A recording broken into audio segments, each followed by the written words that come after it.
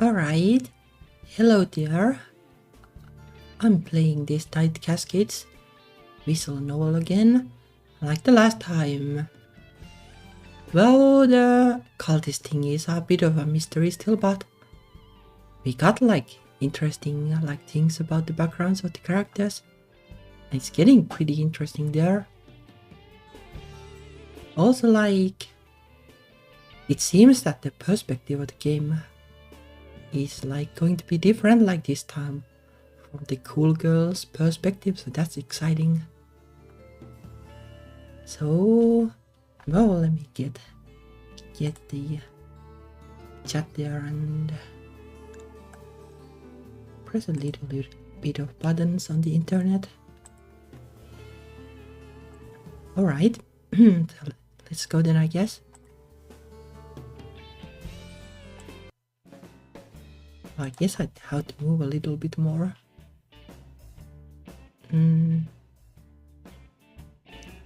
Well, maybe like this.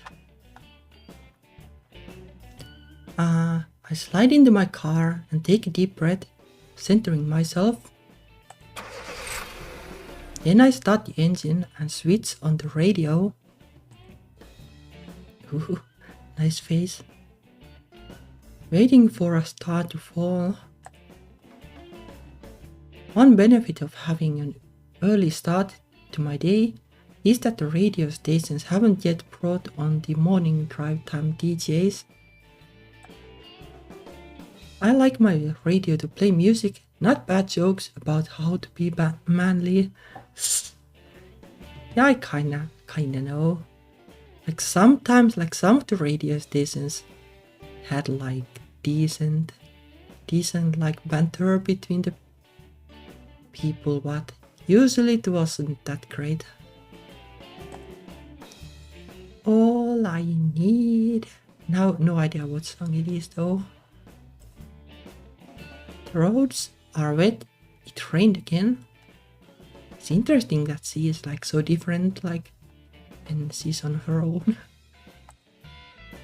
Good, that usually means a quiet night. Just like doctors, the best times are when no one needs us. Yeah, I guess. Since the restructuring, the new department decided it was bad policy to have too many cops driving the beats in patrol cars. It leads to officers being bored and spoiling for a fight, while keeping them impossible for citizens to approach. So, is it basically saying if you play music in the police car, then it will get you too upbeat and then you will want to beat people? Something like that. Now most beat cops go by foot or bike with their officers on call at the department where they can drive in with sirens for backup if needed. What is a beat cop? Is that just a couple that beats people? No emergency means no call out. No call out means once you have done your required exercise and equipment maintenance, you can spend the rest of your shift reading, studying, or watching TV. Yeah, well, that's probably chill, but well, most likely it won't happen every time. On-call shifts don't even have to do paperwork, since they might need to drop it at the moment's notice. Ah, interesting. I don't mind doing the detective desk rotation, but I don't know if it's my strength. Sifting through pictures looking for connections, that's not me. I'd rather look a suspect in the eye. Yeah, if I had to pick one of these, it would definitely be the paperwork. Most people aren't good liars if you have the guts to hold their gaze. Of course, I'm not most people.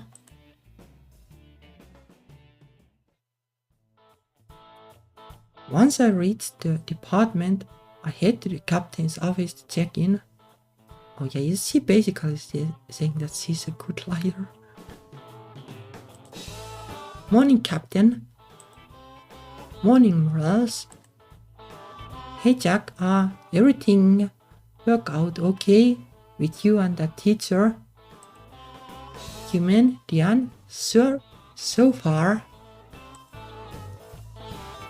We don't have any suspects yet, but we have got a few leads to follow.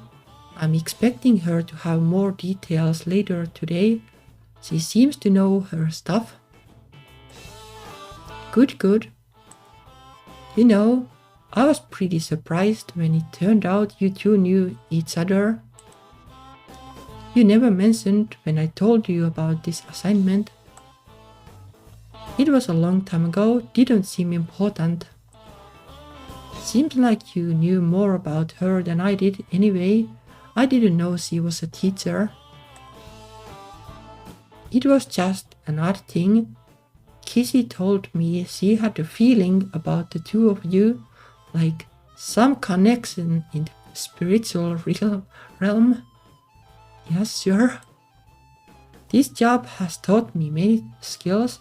Hiding my reactions is one of them. Oh yeah? Has Kissy had any feelings about any lottery numbers? You think I'd tell you if she did? I'd hang up my helmet and take the first plane to Rio. You're not wearing a helmet, Captain. Oh, look who's funny today, huh? His face sobers. Afraid I have got some bad news. No, that's no way to start the morning. I haven't even had my coffee yet. Our creepy crawling firebug struck again last night. Oh, the happy campers.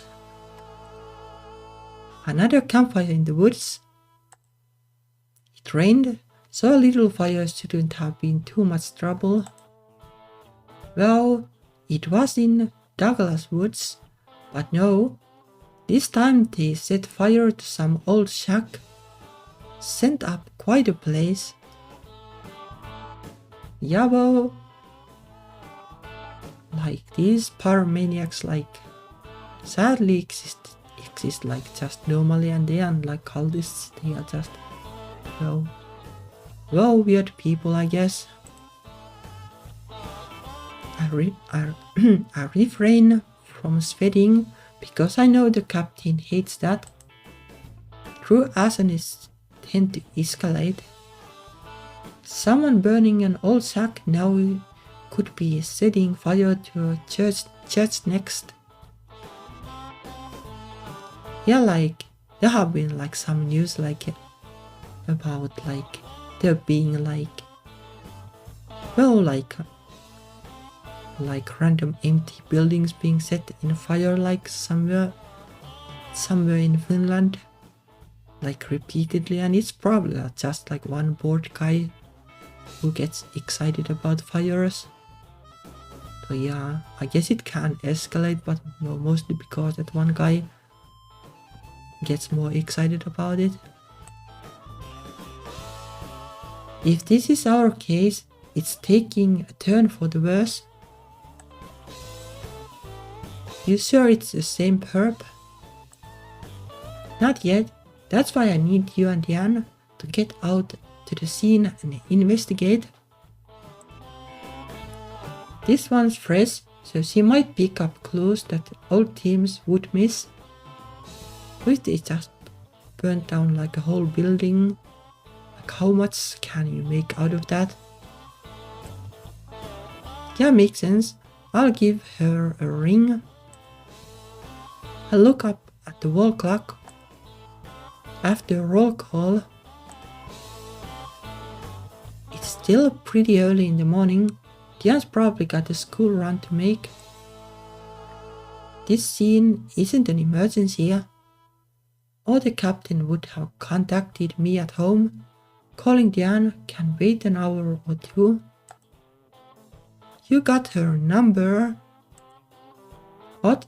You spent the day with her and never asked. I knew you'd have it on record. I didn't want to ask her anything personal. Well, write it down this time.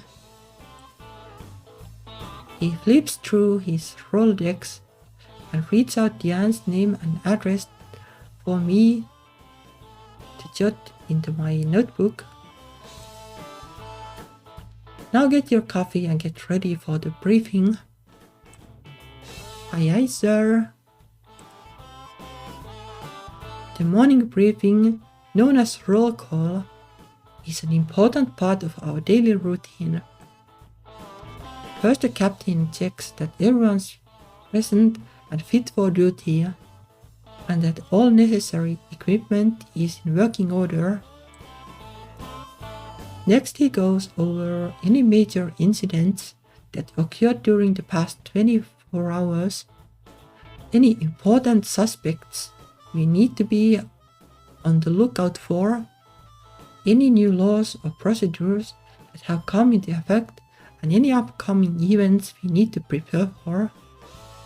Oh, pretty serious, but well, I guess they are the police, if they just do whatever, it probably won't be too useful. Then there's a quick cycle around for the detectives to give updates on their active cases. This is mostly to remind us what our colleagues are working on in case it sparks a connection worth pursuing later. There's no time for detailed information exchange. Oh, interesting. I guess this. Well, though I guess this is kind of like a morning meeting, in your average job. But doing it like this sounds useful. No one else recap mentions fires or occult symbols, so I don't think there's any relevance for my assignment.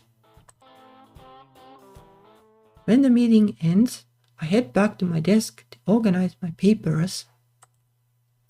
At last I judge I have waited long enough and pick up the phone. It rings several times. Perhaps she is still out.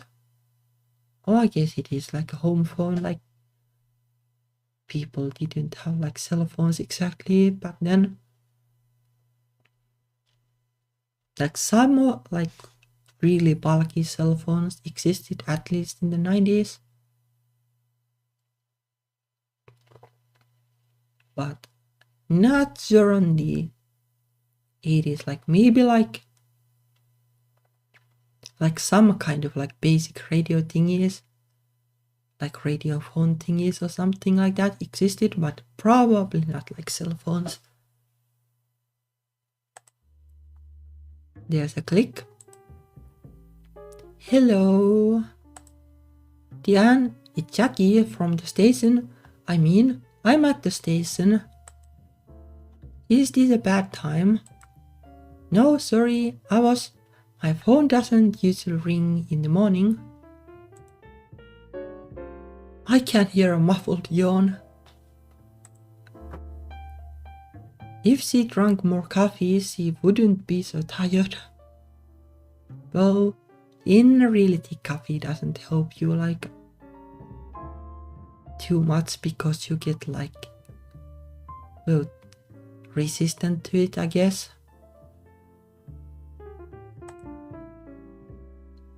I have got some updates for you.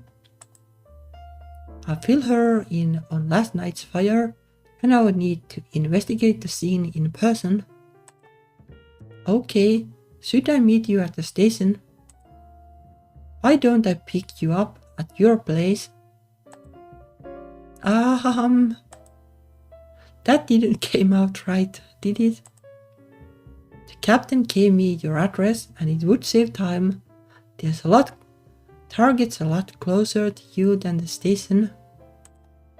Sure, that's fine, I'll get ready.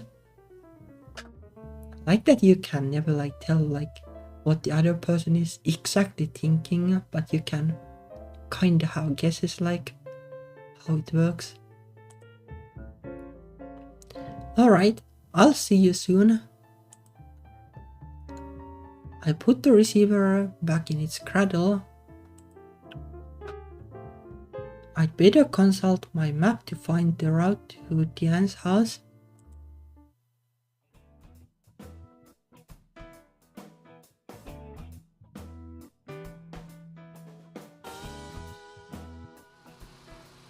The radio blares louder at me and I switch it off.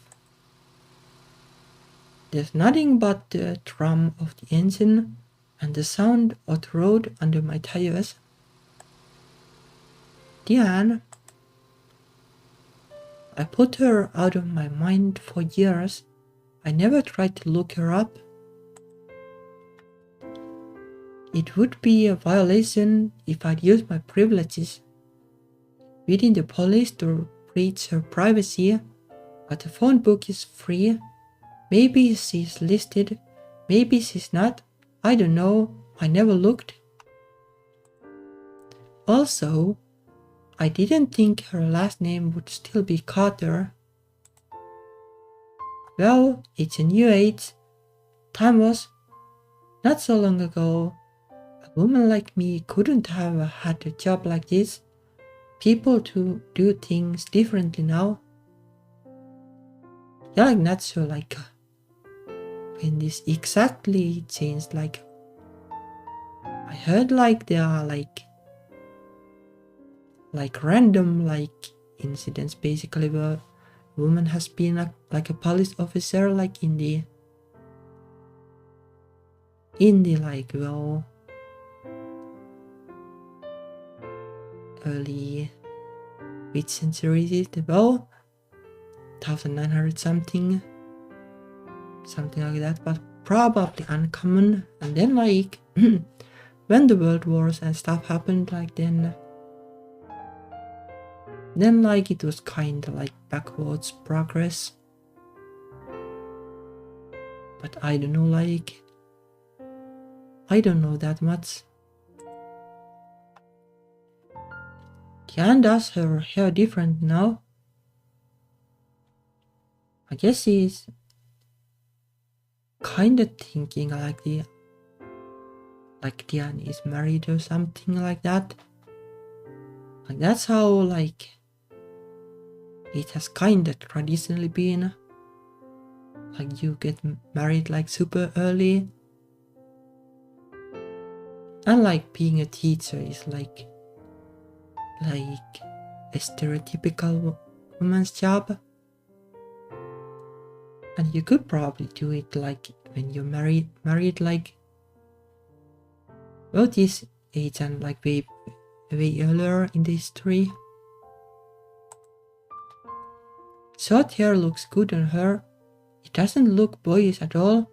It highlights the roundness, the softness of her face without making her look delicate.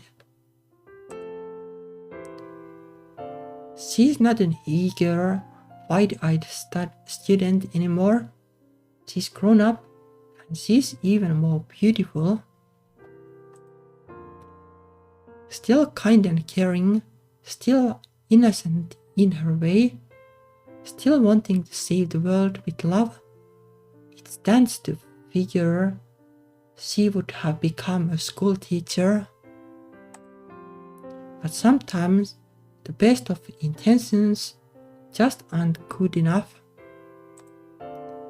That's why the world has people like me to do what needs to be done, whatever the cost.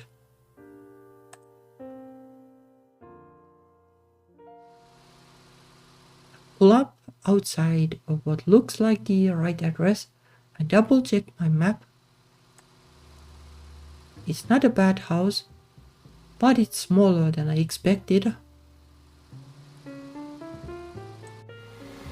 I switch off the engine. I'm reluctant to move now. Walking across her yard, ringing her doorbell, it feels like an intrusion. Or like you could do like the honk honk thingy with the car. But that is probably like bad in its own way. I guess it is like... Oh, it is a really cartoony way to do this, I guess. Or like picking up a girl for a date, which this isn't. It was a mistake to come here, but it's a mistake already made, so I may as well finish it. I get out of the car and close the door. I can hear a dog barking. Oh yes, he had a dog. Suddenly, the front door moves on its own. Hi! Diane stumbles out the door, pulling it rapidly closed behind her. She extracts a keychain from her purse, looks like a standard leather fob, unlocks the door, then drops the keys back into place, straightens her shoulders, and turns to smile at me. I'm ready. I look at her feet and speak without thinking. You're wearing those. What's wrong with my shoes? We are going into the woods and it rained last night. Yeah, like... I hope she has like rubber boots or something. That's why I'm not wearing sandals or heels. Instead, she's wearing a pair of pristine white tennis shoes with neatly folded over socks and laces so bright they could be fresh from the packaging. But it's not a bad choice. Just depends on like how wet it is, but like if there are like paths or something in the forest, then like usually this is good enough. White is kind of iffy because if there is mud, but well, there's going to be mud everywhere. Your feet will get dirty. Well, I don't own any boots. There we go. I don't own any boots either, by the way. I know how to lift stains, you know. It will be fine. Of course she does. She's probably the perfect housewife. Alright then, come on. Right. She hurries up to my car, pulling out the notebook. I did some research on the symbols we saw in the photograph. The ones that were written around that campfire. Ones on paper that you said looked Indian. Oh yes, he's by the way totally thinking that she's married. Exactly, they are Sanskrit. So it's writing, what does it say? It's not what it says exactly, it's what it means. What's the difference? The letters are just sounds, but they are placed like petals in a circle to represent one of the primary chakra. In other words, I must have looked blank because she waves her hand. Meditation visualization concept. You picture them as nexus points within your body where energy gathers, and with yoga you direct that energy to improve yourself. Yeah, sure. That's a simplification, but it's enough for you to get the idea. I don't know, like what is the idea though? Like did they do like yoga while roasting a duck in a campfire? I think this is meant to be the chakra Manipura. It means something like a city of jewels and light. Well, you know, like the like the weird store with the graffiti on the window had like jewels at least. No, not sure about light, like maybe there was light too, who knows.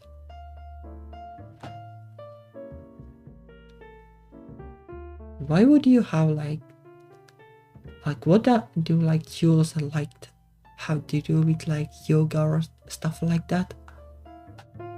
I don't get it, like that I probably get less than like the cultist thing so far. It shines like the sun with orange and yellow and red and a triangle in the center to signify the element of fire. Okay, so it's basically just edgy cultist. Like, well, edgy pyromaniac, I guess. Or who thinks that they're a cultist or something.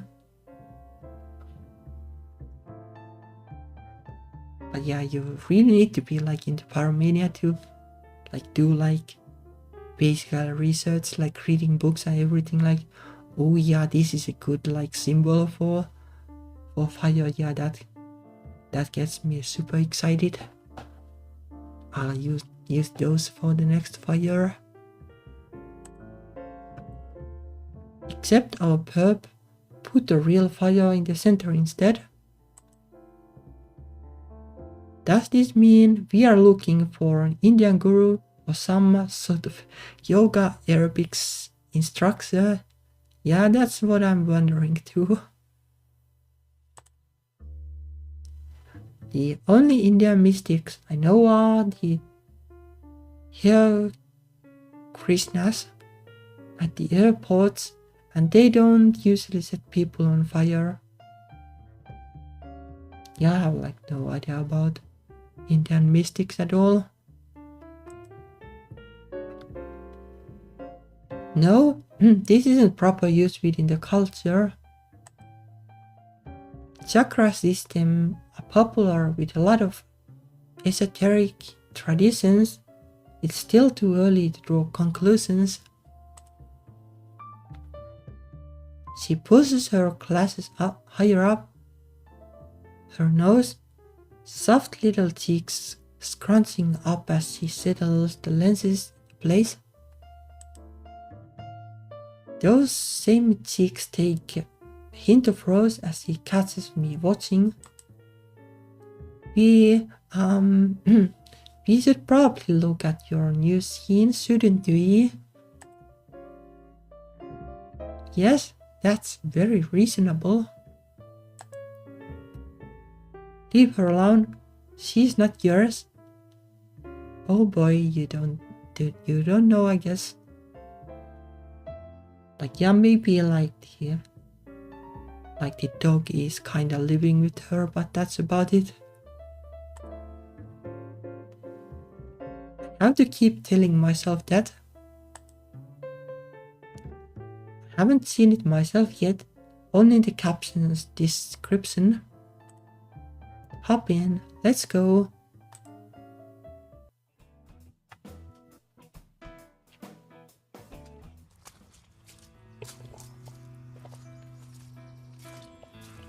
Oh, it's not even properly burnt. We park in the woods and walk to where the old shack is located. You would think like this kind of shack would be like, if you set it on fire, like, you know, the roof would collapse like pretty soon and stuff. Like, I don't know even if like rain is going to help, like the inside is probably going to be dry enough. There's an officer on scene guarding the site when we arrive. He's not from my division. I don't recognize him by sight. He leans against a tree, puffing on a cigarette, paying little attention to his surroundings. No barricade tape. I suppose it's not worth the effort of winding tape around all those trees. It's not like anyone was murdered.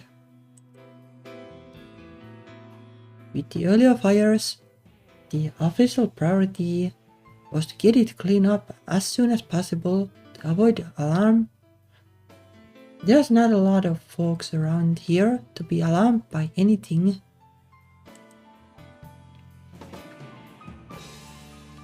The shack itself looks like wreck, though I can't see how bad it looked before the incident. Not sure what the building was doing all the way out here anyway. This is parkland as far as I know. Yeah, I don't know, like it looks like one of the shack thingies where you would put like hay or something.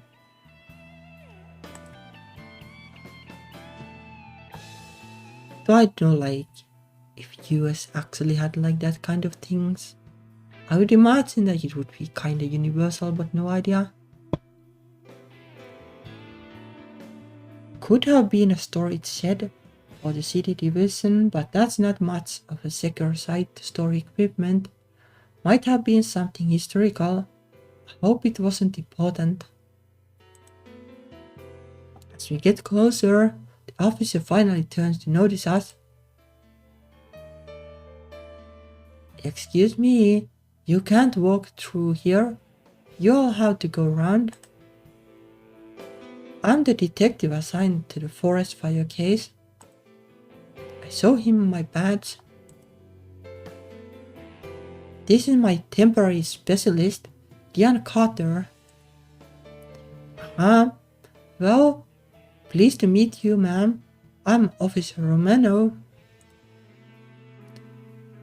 Oh, you too. I mean, it's nice to meet you. She dimples at him and he relaxes. Sorry, I have just already had to chase off a couple of hikers, probably used to smoke in that old shack. Now it's the shack's turn to smoke, huh? Diane manages to laugh at his joke. I don't even make an attempt. Anyone suspicious? Don't think so. Diane starts to move closer, then makes a face as her toe sinks into a puddle of slime. Watch your step there, little lady. He holds out his hand to her. She hesitates for a moment, then grabs hold of his wrist, using him to brace her movement. With a slurping sound, her foot comes free from the mud.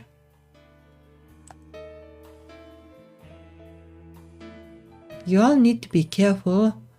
What's left of that thing's pretty unstable. You can take a look, but it's not safe to go inside. Anyway, I don't know what you think you're going to find. Tim's already been here to take stuff for the lab. Right. She doesn't seem likely to take the lead. I guess I should ask this guy some questions. If I can home in on the right places to press for details, clues may reveal themselves. Click around the screen to reveal piece of targets, thought patterns. Lines curve around the hidden eye of enlightenment. Follow the direction suggested by the curves to find the eye. Wider spaced lines mean you are further from the goal. Okay. Oh, it is new mechanics, I guess.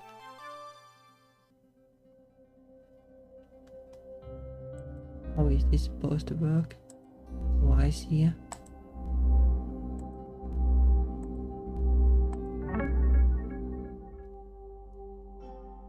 If the forensic team has been and gone already, why did they leave you on guard? Were you waiting for us? Nah, I'm watching the site until someone can get in touch with the county officials and the owners about knocking down that wreck. It's a hazard. Yeah, I guess it is. The department would rather clean this all up and avoid comment, like they did with the earlier fires. But since the shack technically had value, they can't move ahead without permission. That doesn't tell me much. I'm sure I can get more.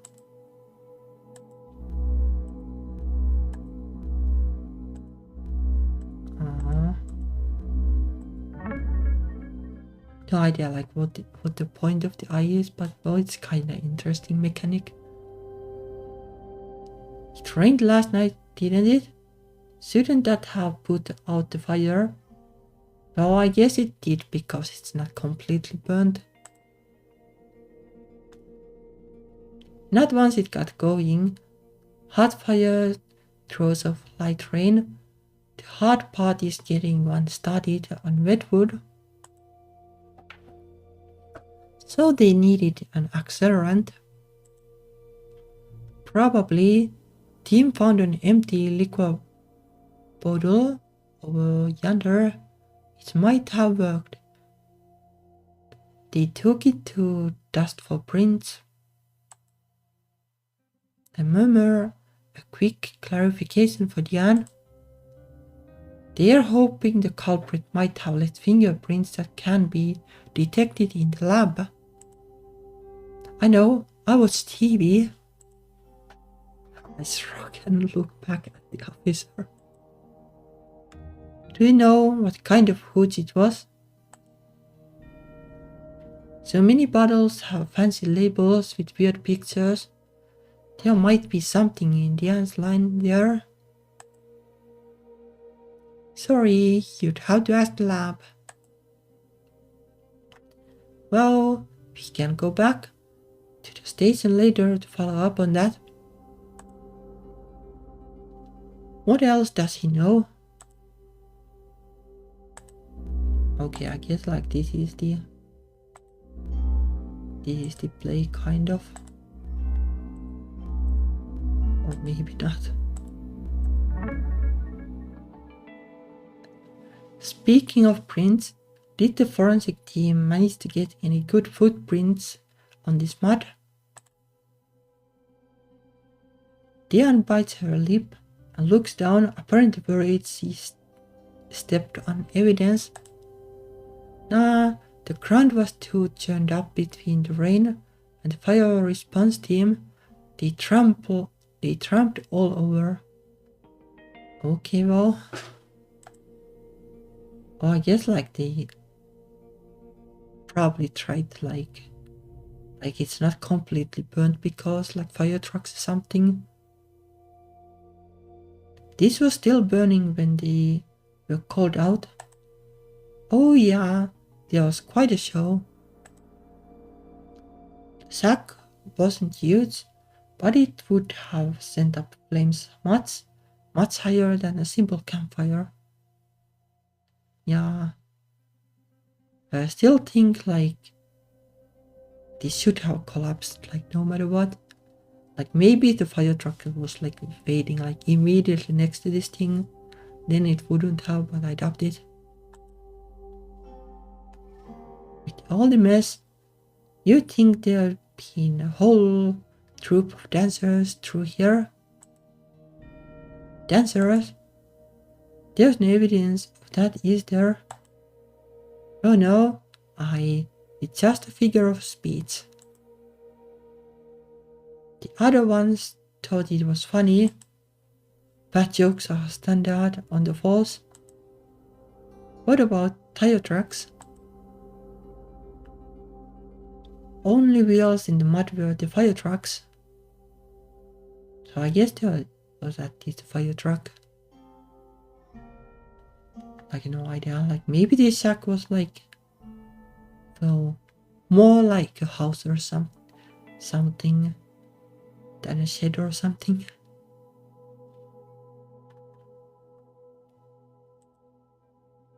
The culprit or culprits must have parked on the road and walked in like we did this morning. It would have been dark and wet, but the shack wouldn't be hard to reach if they already knew it was there. They must have visited the woods before in the daylight. Which doesn't say much. There's hikers and campers in these woods all the time, and no one watching them. It's mostly public land. Is this tied to the last fire, or is it a coincidence?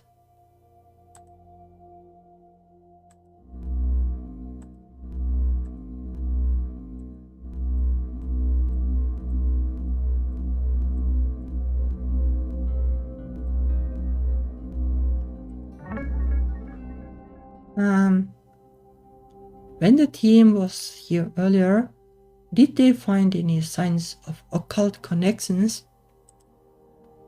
Yeah, you could say that. You could call it that. Come here, don't touch anything.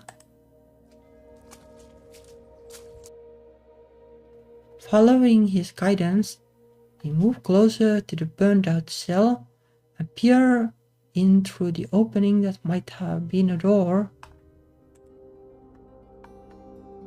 I have got a light. He sweeps a flashlight across the interior. It's less of a mess inside than I had anticipated. Since this structure was apparently never intended for modern habitation, it didn't have a complex ceiling full of tiles and insulation to rain down. Instead, what we see on the floor is something very deliberately crafted to be there. What is that? Yeah,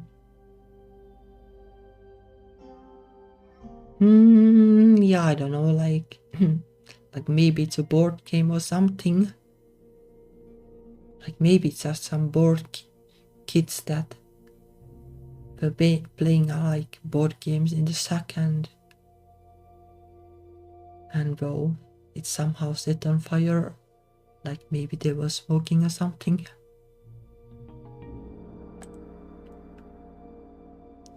I'm not the expert, ma'am. No, I mean, what is that physically? Pattern looks raised. It's not painted on, but I can't see well enough. Some kind of dirt or powder. Team took a sample for testing. Powder, like gunpowder, but that would have most likely been gone with the fire. If it was that, it didn't go off.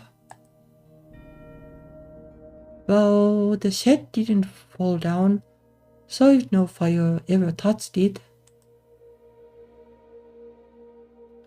it would still have been pretty hot in there. Even without the spark, smokeless powder would ignite, I suppose.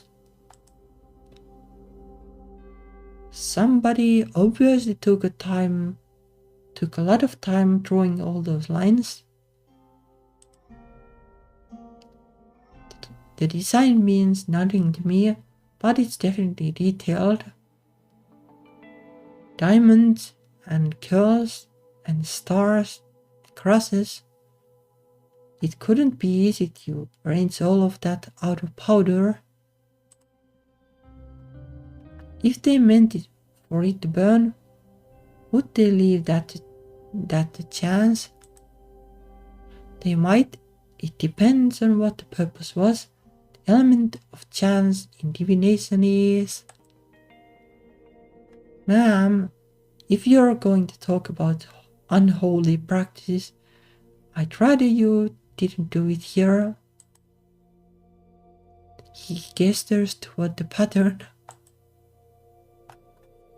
I don't know what thievery that is, but I want it gone before it attracts some kind of demon. We have Officer Romano summoning sigil. And now this is like an RPG again, I guess. Diane starts to pull her notebook from her bag, then hesitates. Officer Romano, are there any other unusual signs you'd like to show me? I distract his attention while Diane sketches the strange script from the sack floor. After that, we look around the site for a while, but no hidden clues jump out at us. Romano doesn't want us going inside what's left of the shack without protective headgear, and I agree. It hadn't occurred to me to find Diane's helmet.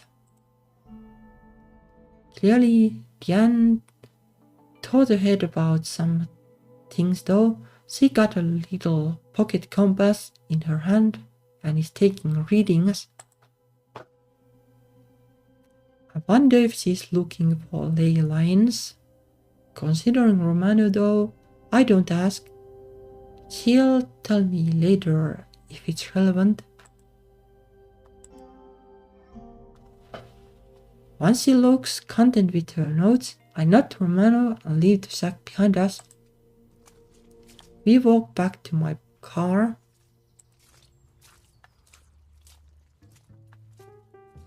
Let me drink a little bit.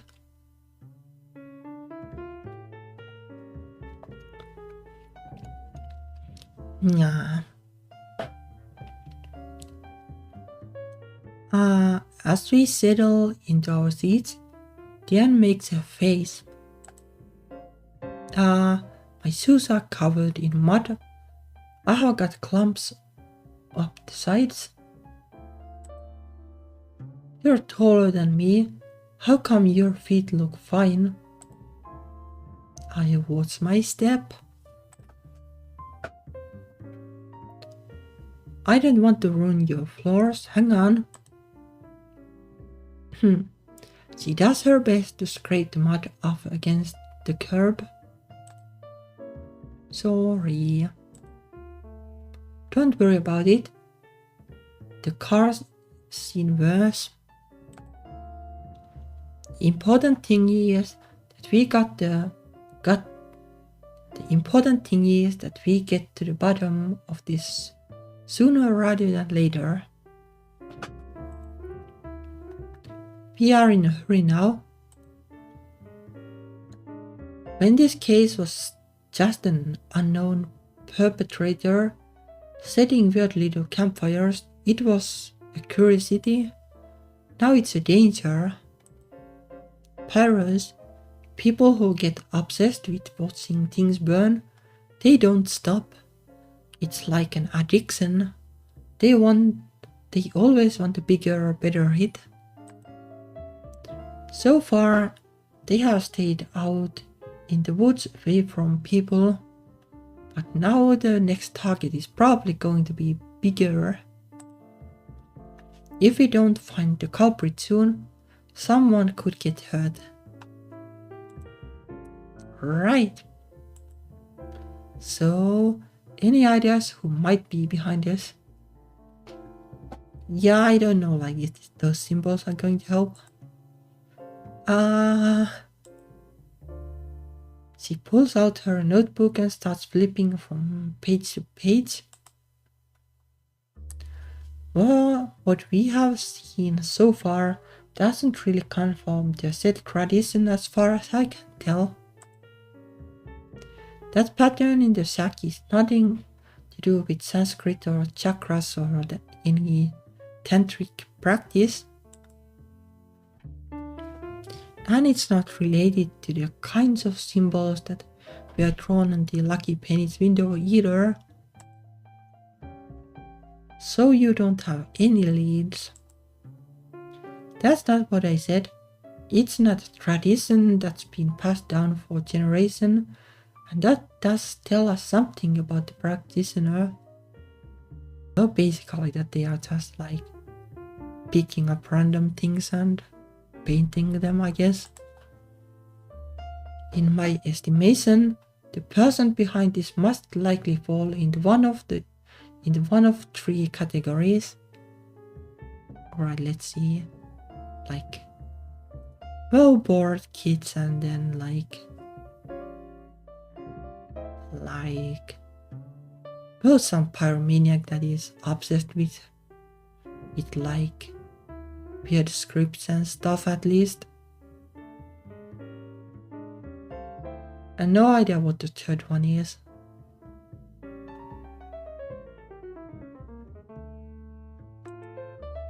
The first is an outsider who doesn't really know a lot about the occult beyond thinking it's cool. So they picked some symbols at random because of how they look. They are just fooling around. Yeah, this sounds really plausible. But this is basically what I'm saying. The second is a new age pagan who is trying to build a new tradition through synthesizing different beliefs. The symbols would have meaning to them, but their meanings might be twisted. But it's basically the same thing. The third is someone who just wants to cause trouble and suffering and doesn't care about how. The symbols might be chosen at random in order to scare people. But it's basically the same as the first one. You know how uncomfortable most people around here would be with the work of the devil. What's worse than a fire? Hellfire. I still think an outcast, the most likely answer though, probably a teenager or something who's encountered mystic symbols as part of their hobbies and copied them. Yeah, there we go. I guess it is bored kids then. Punks, gothics, death rockers, metalheads, Dungeons and Dragons. Those people who dress up as medieval knights and hit each other every Sunday in the park. Yeah, those pesky Dungeons and Dragoners.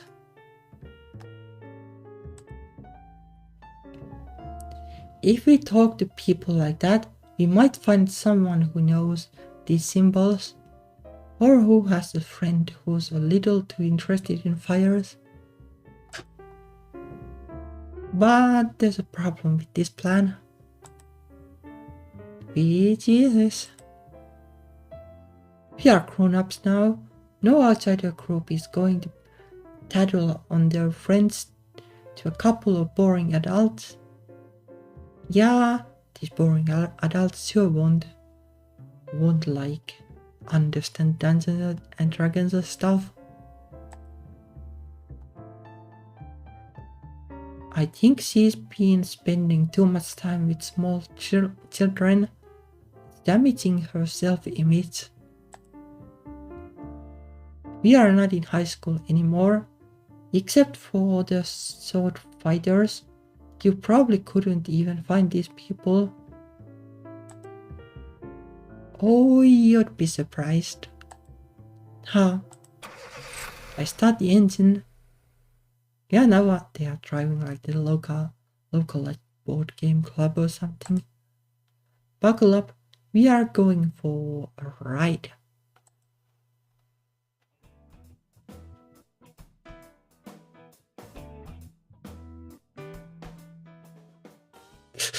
Yep, pretty much what I thought. I open the door and hold it for Diane, waving her through in the small, colorful shop. The walls are lined with rack after rack of comic books, each cover promising action and adventure, usually with a large-chested, spandex-clad heroine or a damsel in distress tied hand and foot to the nearest pole. Diane gazes into the plunging cleavage of the girl on the wall poster, turns pink, and quickly tries to find somewhere else to stare, eventually settling on the crystal pyramid by the cash register. As for myself, Oh, hi Jackie. The young woman behind the counter looks up and grins at me, leaning over her elbows to say hello.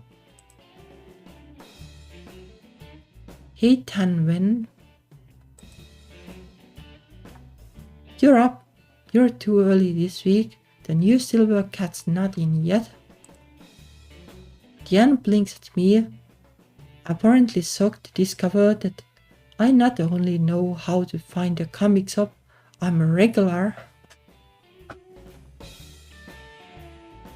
Well, plenty of other things to look at.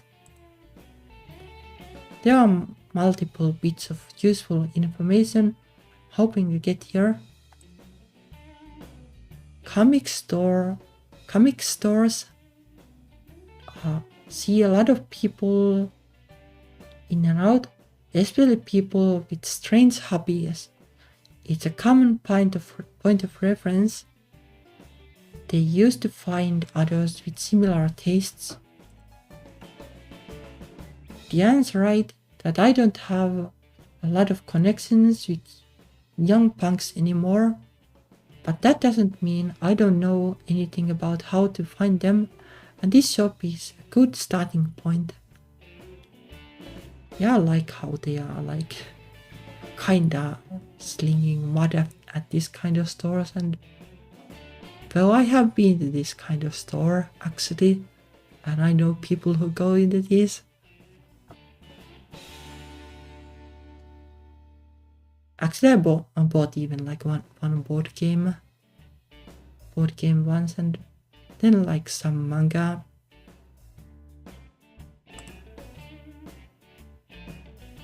Or like a while ago. If I had like a ton of money, then I might buy more, but not going to happen most likely. But like board games are like a fun hobby. Also, judging by Mrs. Wilcox's description of the kids who were causing trouble at her store, there's a good chance they shop here. Tanwen works a lot of hours, so she might know them just like she knows me. I don't want to ruin the atmosphere with an interrogation and make myself unwelcome. I need to lead the conversation casually. Oh, it's again the line thing here.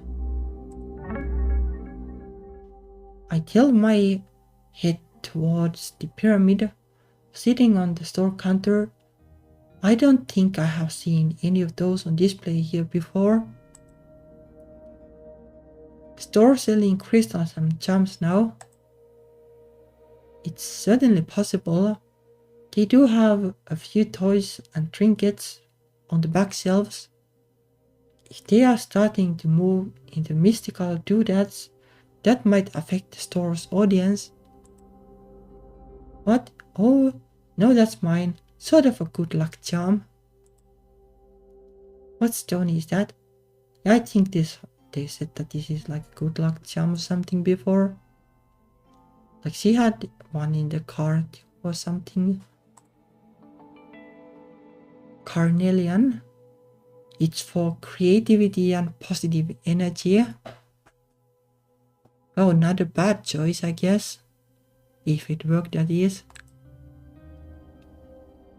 So I guess like in terms of creativity, like, just having like something that like boosts your confidence and like, well, like get rid of some of the like doubts and bad feels and such, like that might actually help, but it is kind of like a placebo. I glance at Diane, who seems to nod slightly. Makes sense to her, I guess. Tannen pokes the orange crystal with a fingertip, making its way. I have got a lot of time to just stand and think here. I do, but this isn't what I want to talk to her about.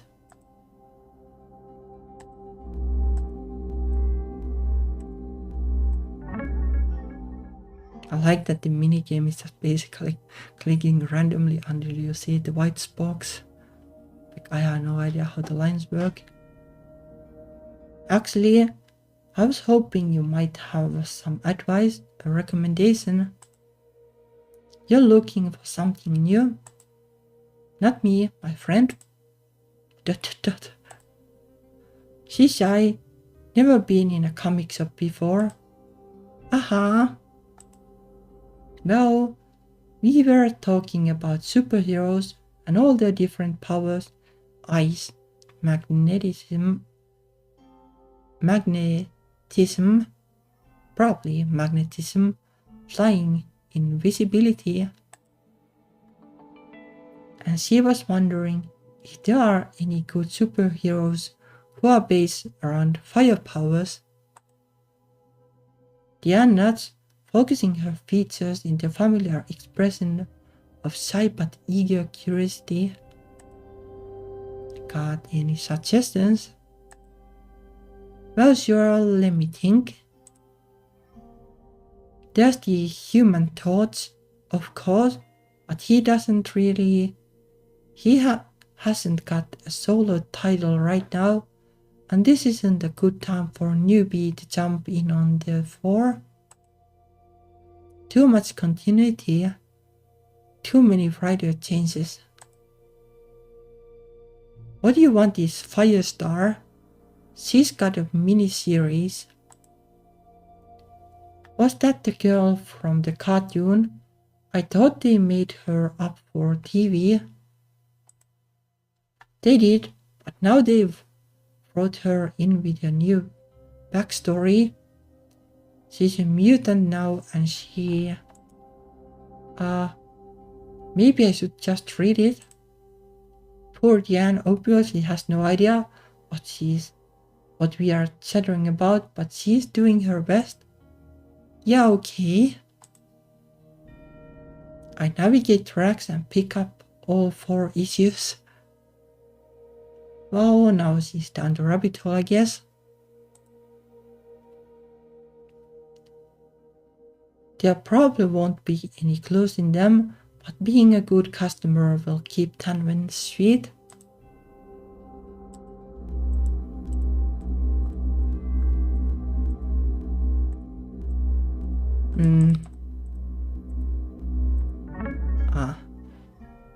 Say, do you have a gaming club sign-up sheet in here somewhere? The clerk stares at me. You're telling me she wants to play Dungeons and Dragons? Told you so. No, not her. My boss has a daughter who's a teenager. Which is true, although if Kissy has any interest in D&D, I haven't heard about it. Yeah, well, like it is kind of fun game. Like, it's probably like a second edition or something. Though I have no idea about like how those worked either, like the editions, but probably something old anyway. Or maybe it's even older, I'm not sure. Like second edition is like, I think like Baldur's Gate or Neverwinter Nights or something like that. Which isn't like 80s exactly. Like there was that AD&D thingy at least. So maybe it's more like that or the original. Maybe it's the original, no idea. She might. Technically, I didn't say that she did, I just implied it. I prefer not to lie when I'm investigating. I will if I have to, but it feels like bad strategy. Give truth, get truth. That makes more sense to me. Check the bulletin boards over there. We get clubs, pin-up cards. Oh, and warn me if anyone wrote anything obscene. Right, thanks. I find the corkboard and copy down some contact details on groups looking for players and players looking for groups. Oh, I guess like this is kinda like pre-internet way of doing this. Though like honestly, this might be like more efficient than the internet way of doing this. Kinda sad that this isn't like really a thing anymore, as far as I know. Like it's really hard to like, well, you know, like I have basically been like in 2 D&D group, but both of them kinda whittled down because of COVID and the like dungeon masters getting too stressed or something. Like if there were like a good way to find new groups. Calling individual kids would be a last resort, but if their names come up in other contexts, it would be useful to know they were here. There's also a handwritten diagram that appears to be trying to explain how the nuclear weapons program was invented by aliens infiltrating the federal government. Okay. Not the right kind of cook for this investigation. I leave that alone. Have other questions to ask?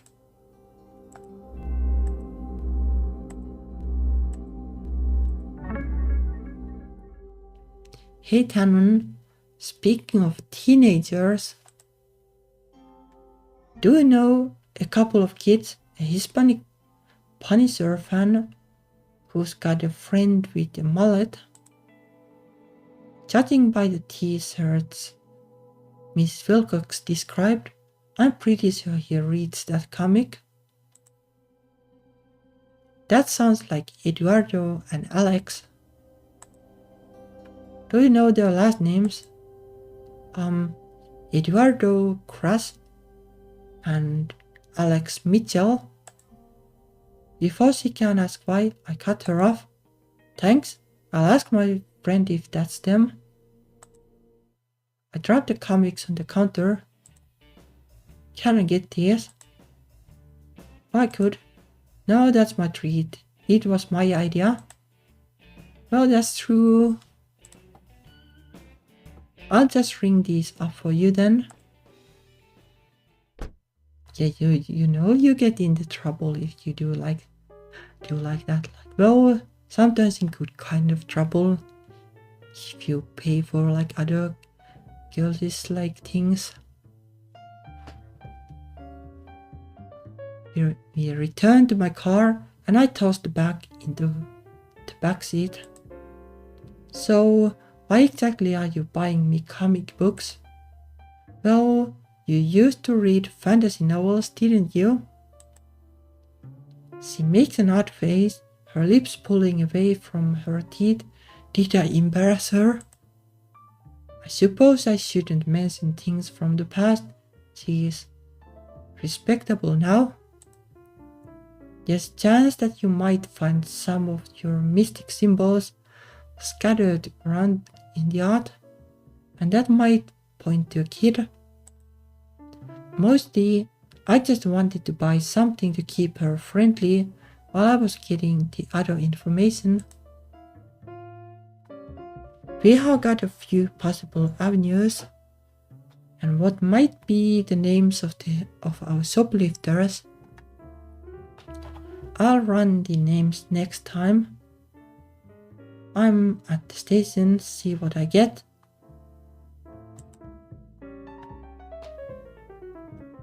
Let me drink, I guess.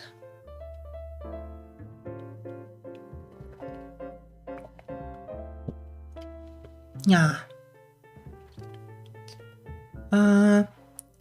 We should go by a record store too and check out some album covers. Metalheads, like you said, they love that dark art look. Yeah, this really like throwing shade at all kind of gigs, I guess. Well, I'm not into like metal music exactly, but like, well, people sure thought that is like weird, like back in the days, even though it is music. I haven't been to a music store in a while. Neither have I, really. Well, they won't buy it. But we should. Do you want to get lunch or the company time?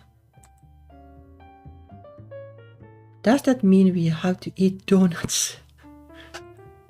Oh haha, real cute. She is though.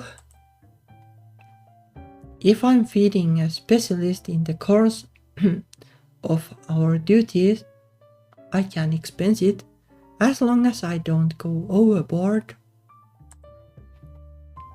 Fast food okay or not healthy enough for you? She pouts. You know I love burgers and fries. Yeah, well, a lot of things have changed. I start the car and switch on the radio to cut off any further conversation. I like the tension between them, it is neat. No DJs telling bad jokes, but only because they are reading lunchtime news reports instead. Radio voiceover. See on opening day. Reports have come in of mysterious figures seen dancing around a fire in Douglas Woods last night. Is this evidence of satanic cult in our midst? Shit. Pardon my language. Somehow the press has got wind of this. Sound like we'd better get those burgers to go. Diane wraps her arms, looking worried. Damn, I could really use a smoke right now.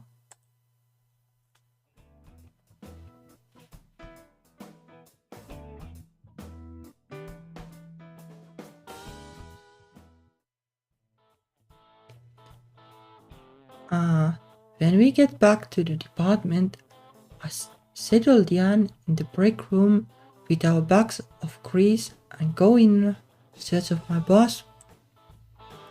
Captain, did you hear the news? On the fire. Oh, I heard it. What was the source? They wouldn't say, only pressed us to confirm it. And did you? I had to give them the rundown that there was a fire. It's too easy to prove if I stonewalled, and they'd have to do all they'd have to do is go out there and look. I didn't give them any details on what else we found or the other incidents. They wouldn't tell me where the dancer's pot came from. So we don't have any follow-ups about this dancing cultist thing. Nope, no idea. You were out there, right? What did you see? Well, they didn't leave dance cards. There was a lot of mud but no good prints. It was too much of a mess after the firemen had been there. Actually, didn't Romano make some sort of joke about a bunch of dancers? But he was just trying to be funny. He said someone else thought it was funny. Who else did he tell that joke to?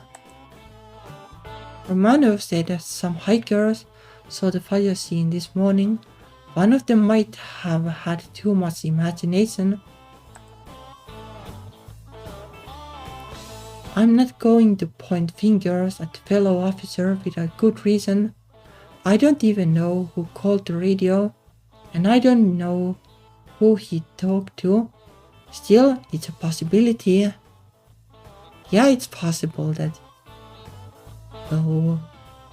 like one of the hikers just got the wrong idea from the joke, and then was like, yeah, they were actually dancers even though they probably weren't any. If the tip was called in this morning rather than last night, it's more likely not a real witness, just someone who heard about the fire or saw what was left of the shack. If the media don't actually have any details to report, maybe it will blow over. Nah, you know, the evening news is going to be all over this. It will be midnight baby sacrifices before you know it. I sigh. There's nothing I can do to stop that. Any luck your end? Got some suspect names to check out, kids who have had trouble with that shop. How about here? Are there any lab results back?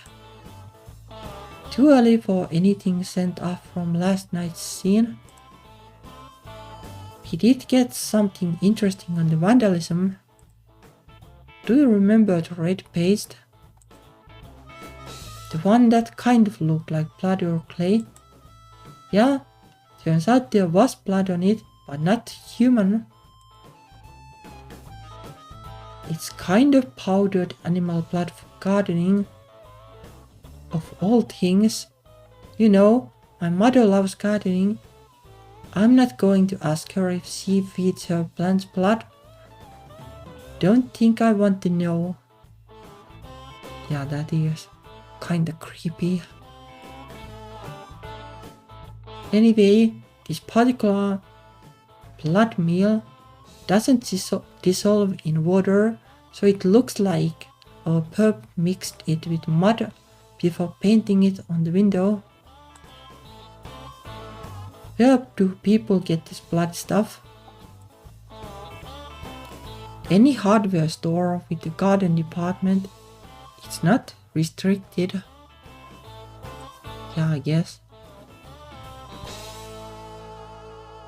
So even if we guessed the store right, they wouldn't have any reason to remember all the customers. No lead there. That kinda depends, like knowing like who bought it would be handy. Like especially knowing like if the Eduardo and Alex guys bought it, like that would be handy. What about the liquor bottle from the fire? I know it's too soon to get prints back, but do you have a picture of the bottle? Check the evidence file. Right, gotta look up those kids too. I nod to the captain and wade off into the paperwork masses. We are lucky. Someone did stick a photo of the bottle at the scene before moving it.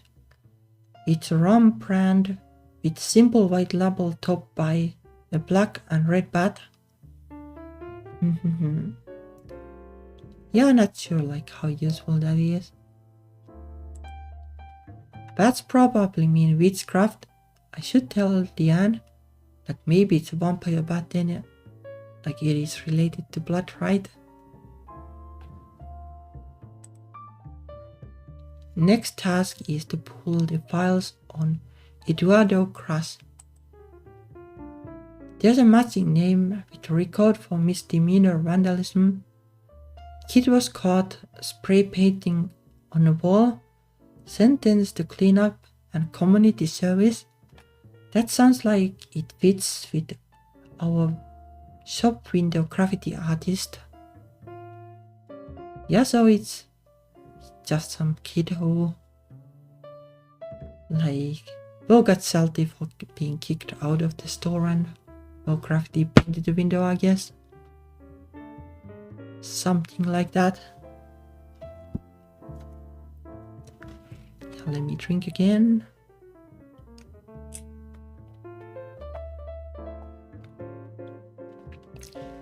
But I kinda guess like my voice has been like super cracking and stuff like in the past, but maybe just doing like way more like voice warming thingies might actually help, because I tried to do this like a little bit more and it hasn't been so bad now. So that's good to know at least. Not related to the game itself though. No priors for burglary or shoplifting though. Maybe taking jewelry from the Lucky Penny was his first attempt and he resented being caught. There's an address on file, but it looks like this boy is still in high school, so we'll have to wait until after school lets out to try and find him. I can't find an Alex Mitchell of the correct age in the system. The most active record is a habitual drunk, far too old to be Cras's friend, no family noted.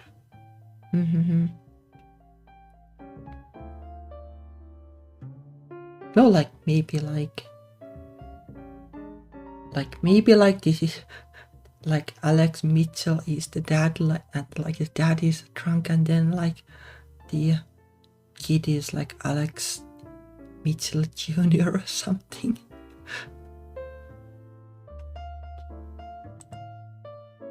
That would kind of make sense, but like in a sad way, like if you have like awful parents and like drunks are likely to be like that, then you basically do anything to escape that, and that can include like bad things. I guess the second kid keeps his nose clean. Well, that's all I'm going to find at the station for now. I'd better grab Diane. I find her still sitting at the table with two little styrofoam burger cells in front of her. My remaining fries are perched on top of one. She probably tucked her trash away inside the other. Come on, we have got to get ready to go. Aren't you going to eat your food? It's getting cold. That news report is going to spread rumors all over town. People get excited and then they get stupid. Yeah, but you could still eat. They will get excited and stupid regardless, so why not eat? We are going to have false confessions from cooks wanting attention, paranoid senior citizens reporting on their neighbors, and probably copycat spurred into action. We have got to get out there and ask questions as fast as possible before everyone hears about it and their answers become nonsense. But I guess it makes sense. I can't see this happening because people are weird like that. Diane folds her arms. 5 minutes to eat your lunch. 5 minutes to eat your lunch is not going to destroy all your evidence. Well, that is right, Mom. I'm not that hungry. Eat your vegetables. I can't waste more than 5 minutes arguing with you. I suppose there's no point in resisting that kind of maternal stubbornness. I tuck in, catching Diane up on the latest information between bites. When I'm done, she throws away our trash, sweeping the crumbs off the table into her hand before neatly disposing of those two. She's not doing it to make a point, she's just like that. Well, for the record, I'm not just like that. Like my table is always a mess.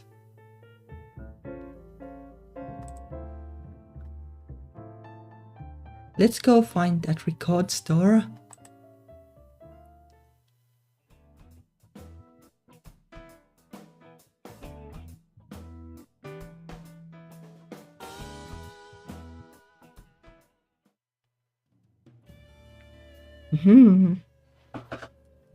We walk into a small store, oddly dark for the middle of the day. The glass door is papered over with posters to block the sunlight, and we have to pause for a moment as it closes to let our eyes adjust. I don't recognize the music playing, some kind of blues maybe. The scent of patchouli creeps around our senses. Diane surreptitiously rubs her nose. The clerk at the counter has his head hanging down, his long hair waving around his face like curtains in an unseen breeze. As the door closes, he looks up and greets us in a slow, sing-song tone. Welcome to Found Sounds. My name is Homer. How can I help you? Yeah, well, go, I guess. He sounds distracted, probably bored. Must be a slow day for the shop. If he shows some enthusiasm, I'm sure I can get information out of him. Oh, it's this thing again. Go. Yes, can you tell me who the band is that likes to set things on fire? What? On stage? With fireballs and fire breathing and things? I'm sure I have seen pictures on television of concerts with lots of fire, but I didn't pay much attention. A pyromaniac band might have pyromaniac fans. Yes. Well, I've heard that name at least. What? I look at Diane, then back at him. Who is he asking me to kiss? Hey now, I'm not going to. The band! Diane snickers, pressing her fist to her mouth. Okay, that was stupid of me. I should have known that one. I guess I'm just a little on edge with the case and Diane and everything. The clerk doesn't laugh though. He just sits there, his head faintly bobbing up and down. So far, we are not making much of a connection.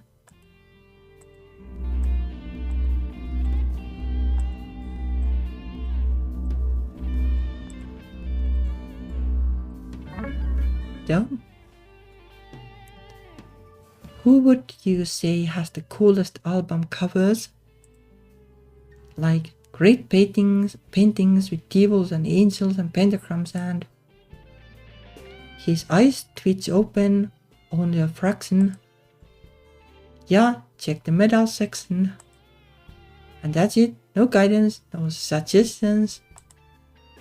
I guess he doesn't really care if we buy anything here or not. Well, if he's so pathetic, maybe I should throw out more interesting bait and see what happens.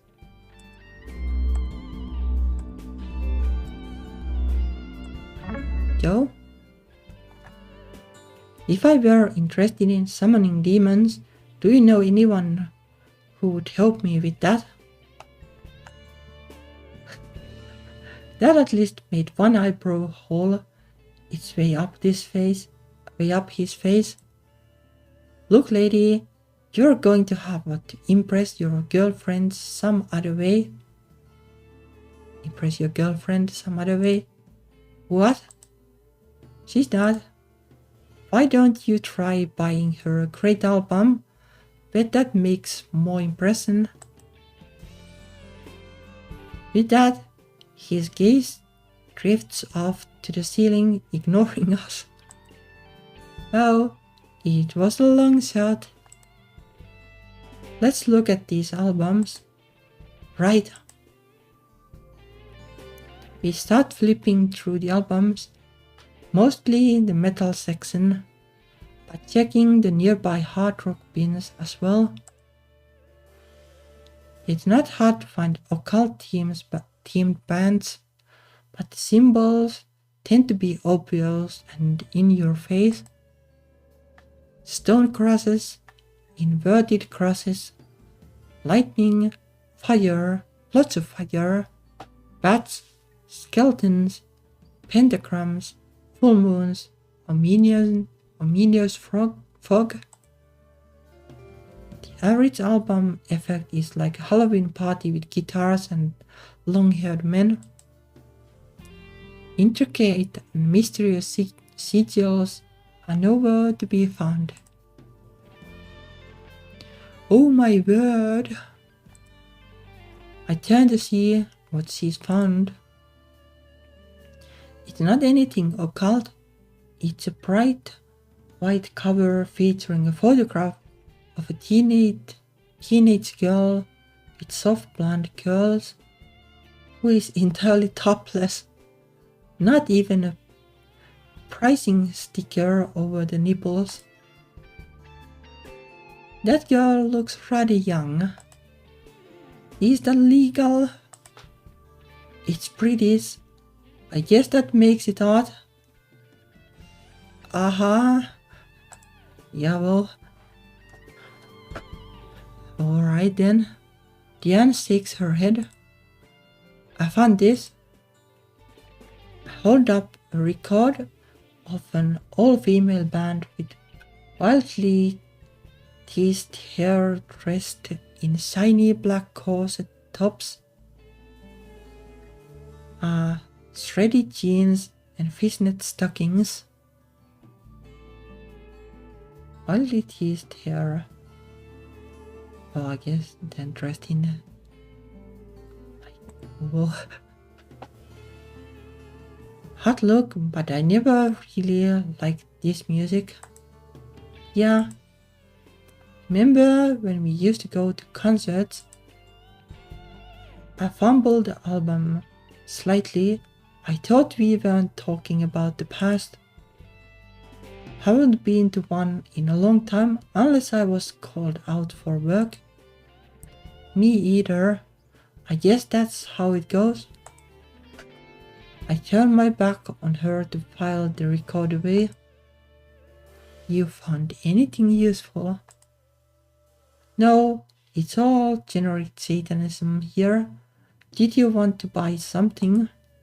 Nah, I don't know that guy, and I don't shop here.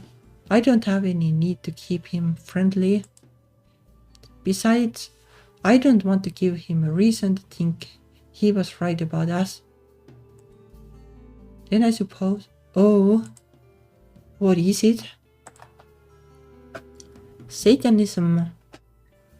That's what everyone expects, and that's what all of these albums are, but All of our crime scenes have been everything but satanic.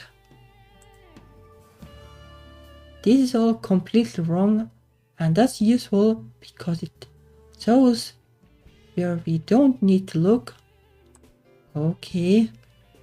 We need different traditions, not Christian related. We should visit Tiger State. What was that again? The university.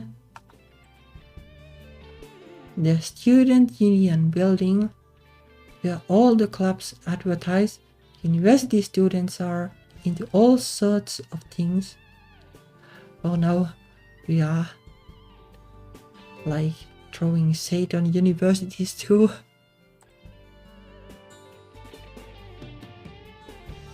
We might find pagan circles or cultural anthropology clubs with a focus on world religions. I bet there's even clubs for trying to contact the dead. It's a good place to start. Yeah, well, yeah, right. I take a look around. The clerk isn't even watching us. His body sways like a snake as he grooves to the music. Let's go.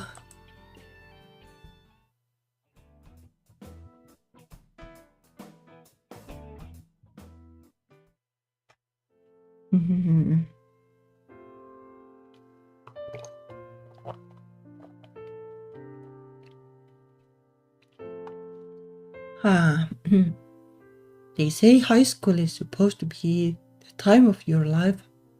They don't say that about college, because not everyone gets to go. I don't know who was more surprised that I did, my old teachers, my family, or me. It was a new start for me, a chance to get away from the dump I grew up in and the people who'd influenced me for better or worse, mostly worse, a chance to be somebody. It was a struggle from the word go. My high school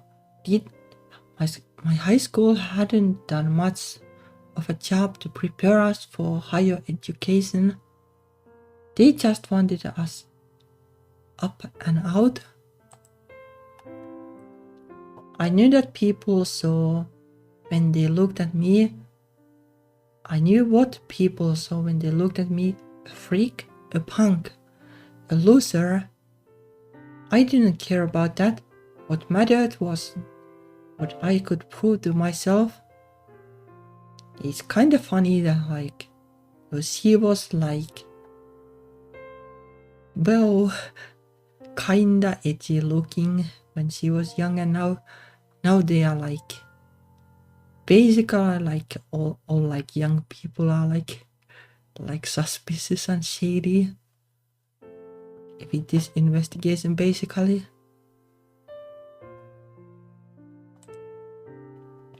And then I met Diane.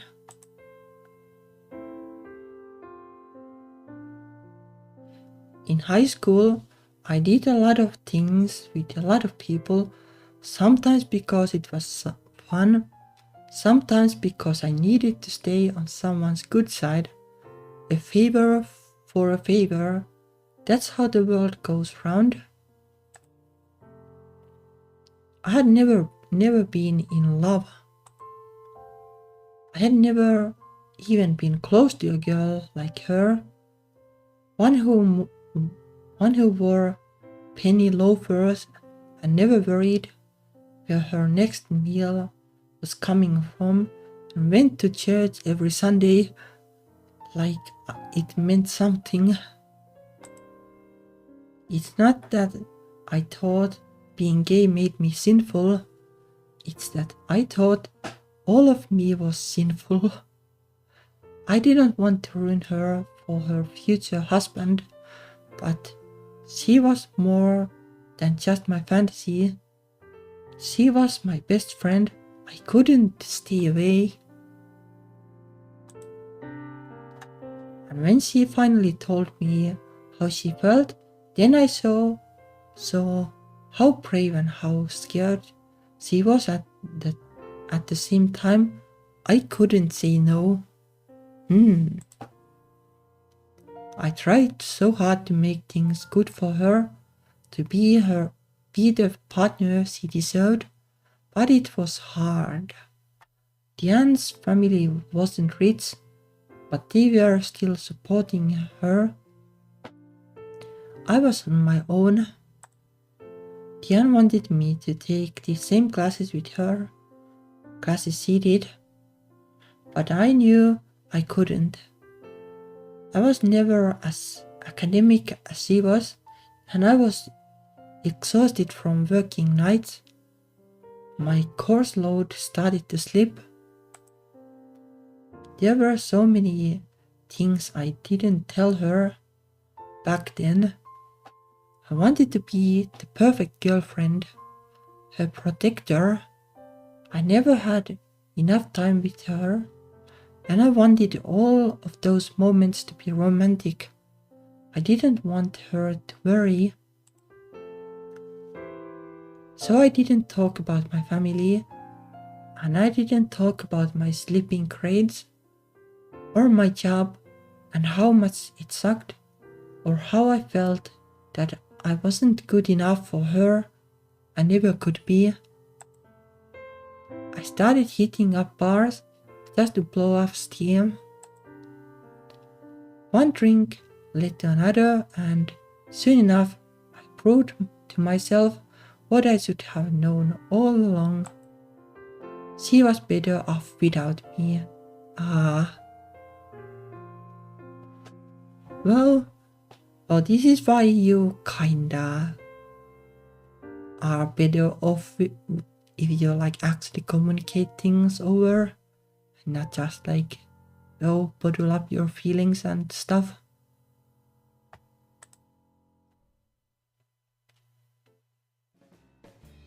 After some time spent exploring the Tiger State Student Union building, we returned to my car with a collection of torn off paper strips from the different flyers, advertising groups and events. I couldn't help noticing how young all the students looked. Well, that's how it is.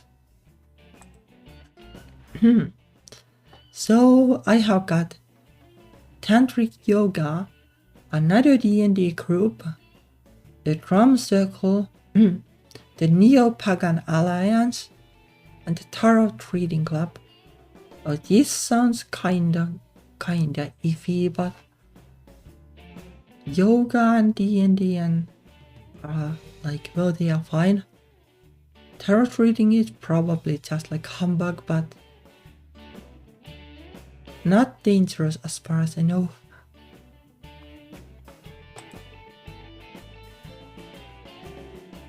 That group seems a little less likely to have angry fireback outcasts, but syncretic symbols are popular in tarot deck design. We are grasping at straws though. Sure, any of those groups might possibly contain someone who recognizes the sigils that were used in the crimes, but we have no evidence to tie any of them to anything. No clue to indicate one direction over another.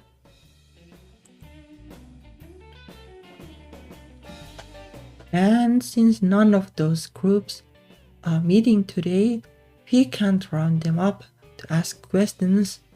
It's not even a fishing expedition at this point, just nothing to fish. We are not grasping at straws. We are just gathering some extra backup plans.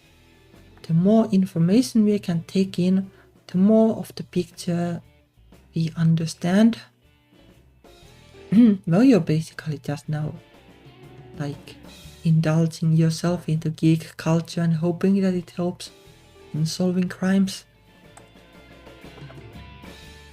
Once I have had time to research that big pattern on the fire last night and figure out what it means, this could all come together. Yeah, it's just like, well, just random pyromaniac. It's got to be important. That wasn't something simple and sloppy. Whoever did that, it was worth effort to them. I kinda see the pattern. Like, first it was a campfire with some like lines and symbols and like piece of paper, whatever. Then it's like a shack with like a more intricate kind of design, and like next is going to be like well, I guess like a house with some like really fancy symbols like drawn all over it. Though, well, it probably doesn't work like that. Like if you're like a pyromaniac, you're not like well, basically like you don't have like some kind of like cart with lines going like different kind of steps that you can do, and then like different kind of buildings like going from smaller to bigger, and then you draw like a straight line and look at the plot and go like, all right, now it's time for the house with these kind of symbols. It's probably like random, like you just see something that you can burn and do it. I slapped the back of my hand against my palm. Knowing what it means, is it going to tell us who did it or how to stop them? That's what matters. Well, we are getting there. I shake my head. It's not her fault. Things weren't supposed to heat up this quickly. Let's see if we can nab our graffiti artist. He's the only concrete lead we have got. It should be late enough for him to be home from school by now.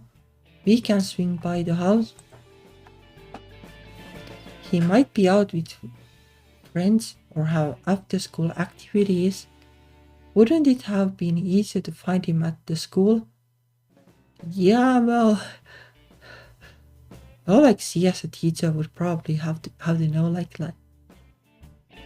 if you're at school and like the cops will come at you and like, well, at least if you're like relatively innocent, like you will never hear the end of it, I'm pretty sure.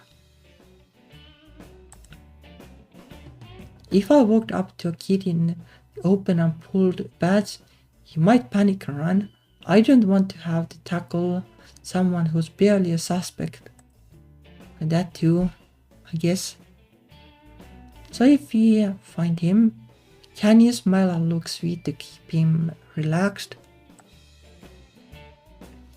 Or you use your teacher voice to freeze him in place, whichever. Diane lost. I hope this works.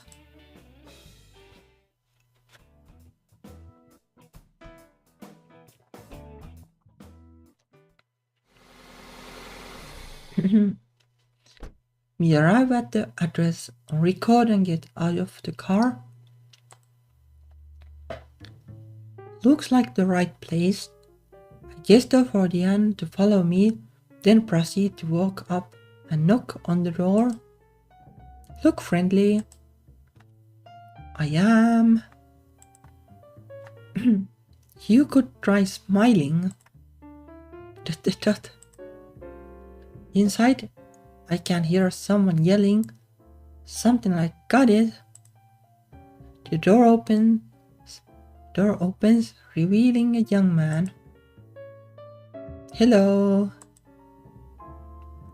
He looks back and forth between us. Are you ladies lost? 'cause if you're selling something, we are not interested. Are you Eduardo Crass? Yeah. We'd like to ask you a few questions. Instantly he stiffens. Am I in trouble? Not yet. Not yet. Hey! She huffs at me, then turns a bright smile on the poor boy. My name is Diane Carter and this is Jackie Morales. We just want to talk to you. What is this? Good cop, bad cop? Oh, I'm not any kind of cop. She's a teacher. He frowns off balance. Now is the time to press forward and ask him questions he doesn't expect. No, like what would be a question he doesn't expect? Like, are you gay? Surely wouldn't expect that. Rob doesn't help with the investigation either.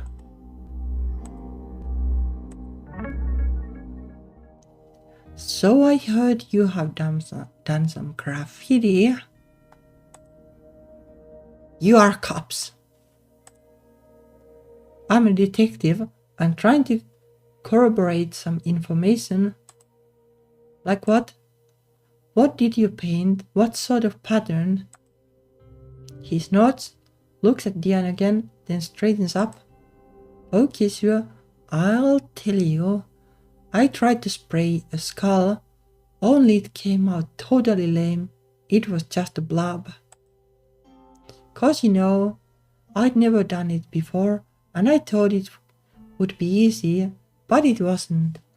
Those cans are really messy. Drips and squirts, and too much or too little. Yeah, I guess.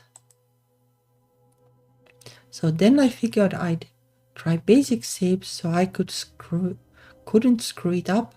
I made a triangle and I made a circle in it, and it was gonna be an eye, but then I got caught. There, that's my criminal acts career. It was a bad idea. I can't paint for shit. So we cool.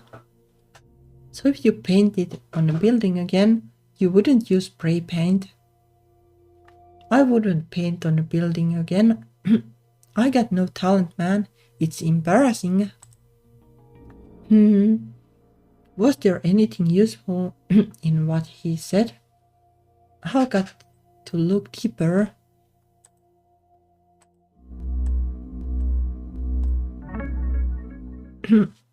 An eye inside a triangle. Is that an Illuminati symbol? That's about the extent of my occult knowledge. Yeah, the all-seeing eye. But the eye thing like it was painted on the window, so it is kinda sus. Which is like kind of ironic, 'cause I got caught. Why did you choose that symbol? I told you, I was really bad at holding the spray. I wanted to make something that looked cool, and that was all I could think of that I could make with simple shapes.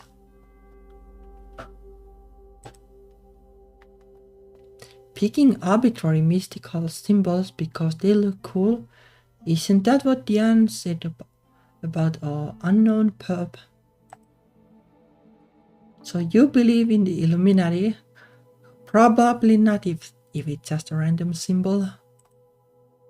Doesn't everyone? Okay, I guess it does then. I mean, anyone smart enough to know they exist. Okay. They are very secretive after all. Where did you first learn about them? I don't remember. Besides, how do I know you're not working for them? This isn't telling me much so far, but he's not pulling away either. He's still pretty relaxed. We haven't hit on the heart of the issue.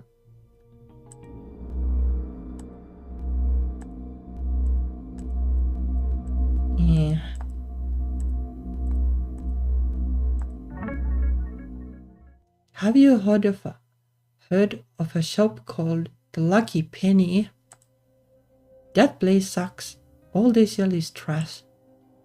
I heard you got busted for shoplifting there. Tut. I am not a thief. I am a good son. I would never steal and bring shame to my mama. What happened was an accident, you understand? No, I don't. I went to this shop because I heard it had some weird old stuff. My girlfriend, she likes those antiques, you know, but I can't afford antiques. I heard they had old jewelry cheap, so I looked. I peeked through the basket, but it was all garbage, nothing right for a present. So I started to leave, and then this lady screams at me and grabs me. She assaulted me. I didn't touch her. Mrs. Wilcox admitted she laid hands on him to stop him from fleeing. No one's accused him of violence, but I don't want to interrupt his first reaction. What he says without thinking might be the most revealing. Or it could also be that this Mrs. Wilcox basically just has like a thing against this kind of people and was like, he's like a criminal, like even if he didn't take anything. I don't remember how it went, like if she actually said that he had taken something. Unfortunately, Diane doesn't have the same instinct. She hurt you? What? No. She's just some old lady. I'm not scared of her. I'm not sure that's true. I'm just saying I didn't do anything. She grabbed me. You must have been angry. Oh yeah, I guess. I mean, no. Just didn't know what was going on. Then she pulls this necklace out of my pocket, this green and black medallion thing, weird looking, and she says I stole it. But that wasn't true. Of course it wasn't true. I'm not a thief. You had never seen this necklace before? No, I saw it in the jewelry boxes. I remember looking at it, cause it was weird. But I didn't like it. It's not what I was looking for. I didn't want to buy it. I swear to God, I don't know how it got in my pocket. Well, maybe it just slipped there somehow. Are you suggesting the store owner planted it on you? No, man. It was in my pants pocket. I would feel it if some old lady were putting her hands there. Not if she were a skilled pickpocket, or if she had the item in her hand already before she found it. But none of that would make sense for Mrs. Wilcox. I don't know what happened. I must have gotten distracted somehow and put it there without thinking about it. I just forgot to pay for it. The classic shoplifter's excuse. It's stupid, I know, but I wasn't stealing.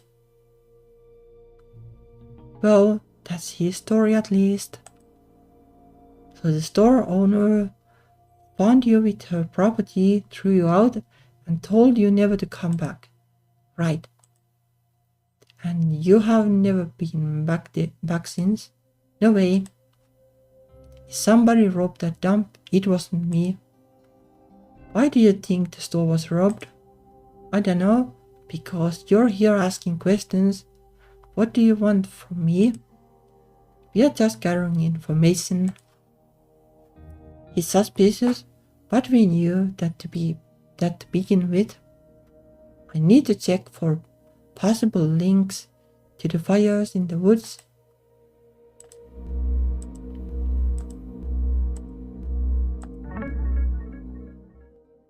Were you ever a Boy Scout? I look like a Boy Scout? How would I know? Do I look like one? He rolls his eyes at me.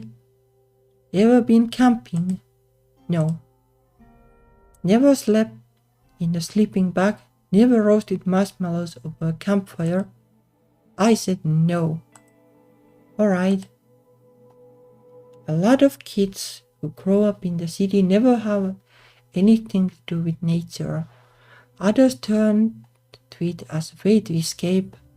His parents might know, which is true for Eduardo.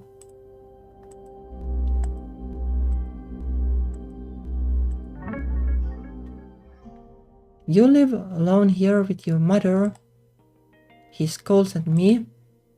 And my little sister, you leave her alone. We may speak to your mother, or maybe speak to your mother. She doesn't want to talk to you. Why are you hassling me?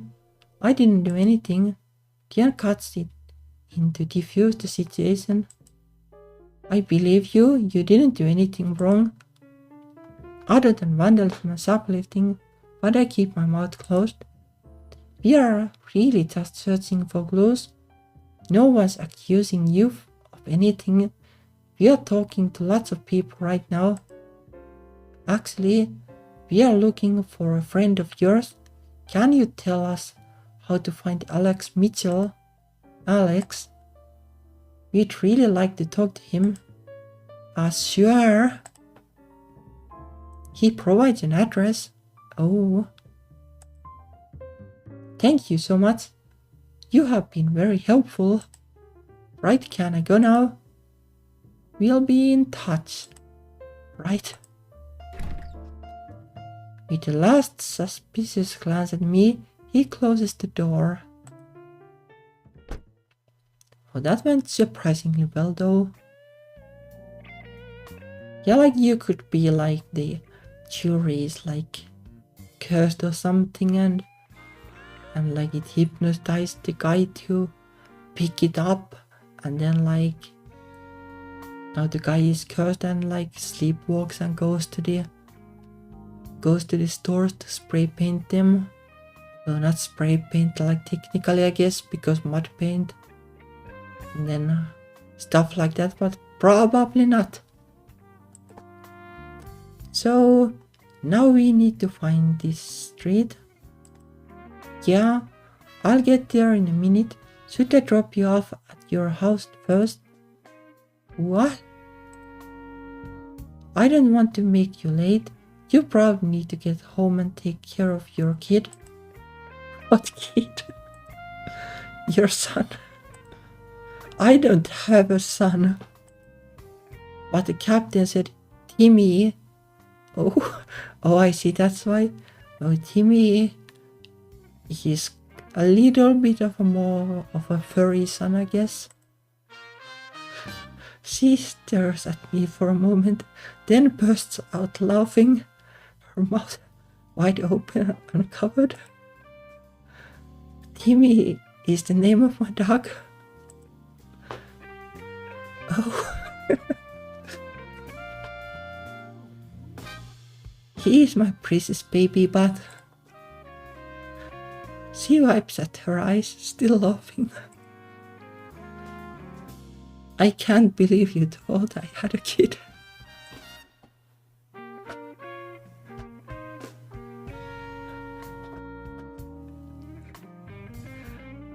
What's so funny about that?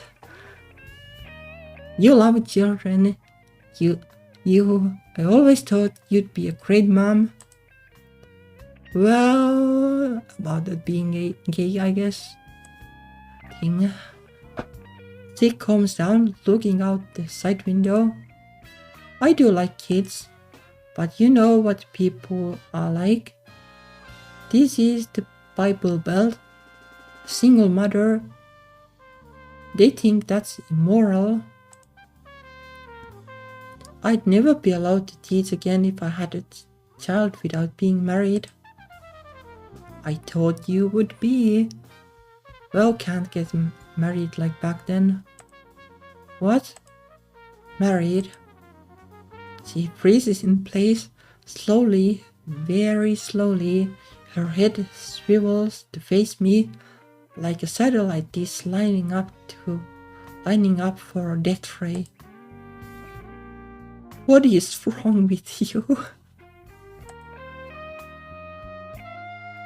Are you a pod person? Are you a Soviet agent trying to infiltrate my life? Because there is no way you cannot remember that I am gay.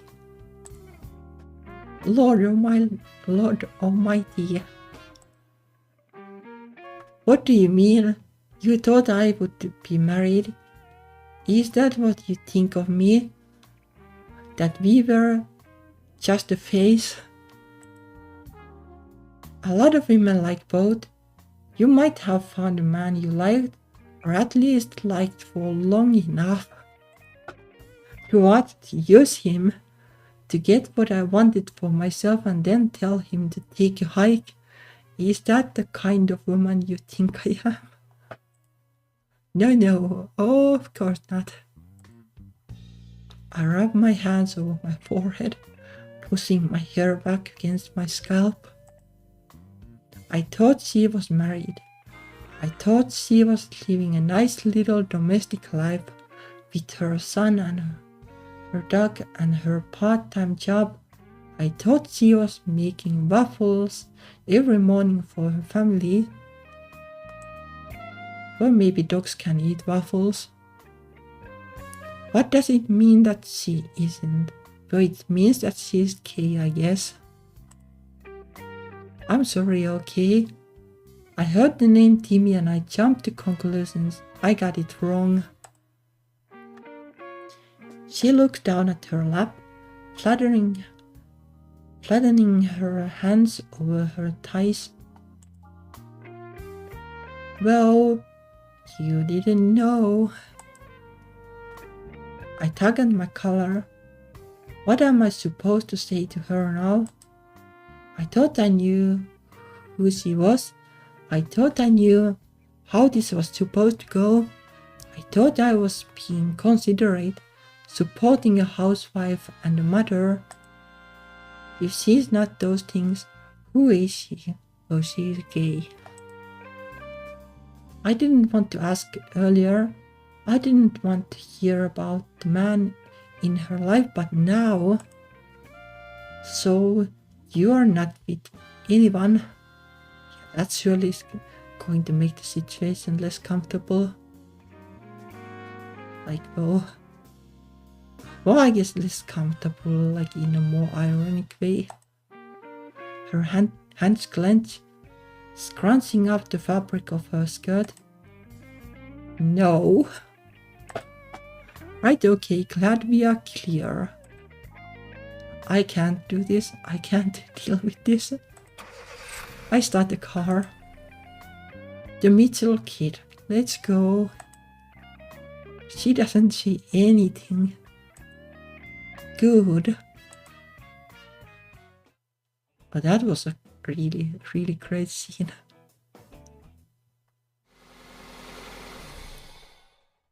It's not a long drive to reach the address we were provided. I hope it's accurate that Eduardo might well have sent us to a wild goose chase. Well, if we catch him in a lie, then I'm justified in contacting his school. He can't hide the truth for long. Diane hasn't said a word to me. I hope she is still up for this. I don't want to ask though. I don't want to sound like I'm patronizing her. I knock on the door. Oh, that's a boy with big eyes. And it is very quickly opened. Good afternoon, officer, ma'am. How may I help you? His shirt is buttoned all the way up to the neck. His tie, or his father's tie, freshly tightened. I don't believe for a minute that he went to school dressed like that. Obviously, Eduardo phoned ahead. Alex Mitchell, I presume. Yes, ma'am, that's me. He gives his head a little shake, showing off his white, toothy grin. He's putting on an act. This may not go well. How do I get through to the truth about what he knows? Like, this kid was like outside of the store, right? Like, I was thinking like whether it would be like possible that, well, he planted the theory, but probably not if he was never like inside.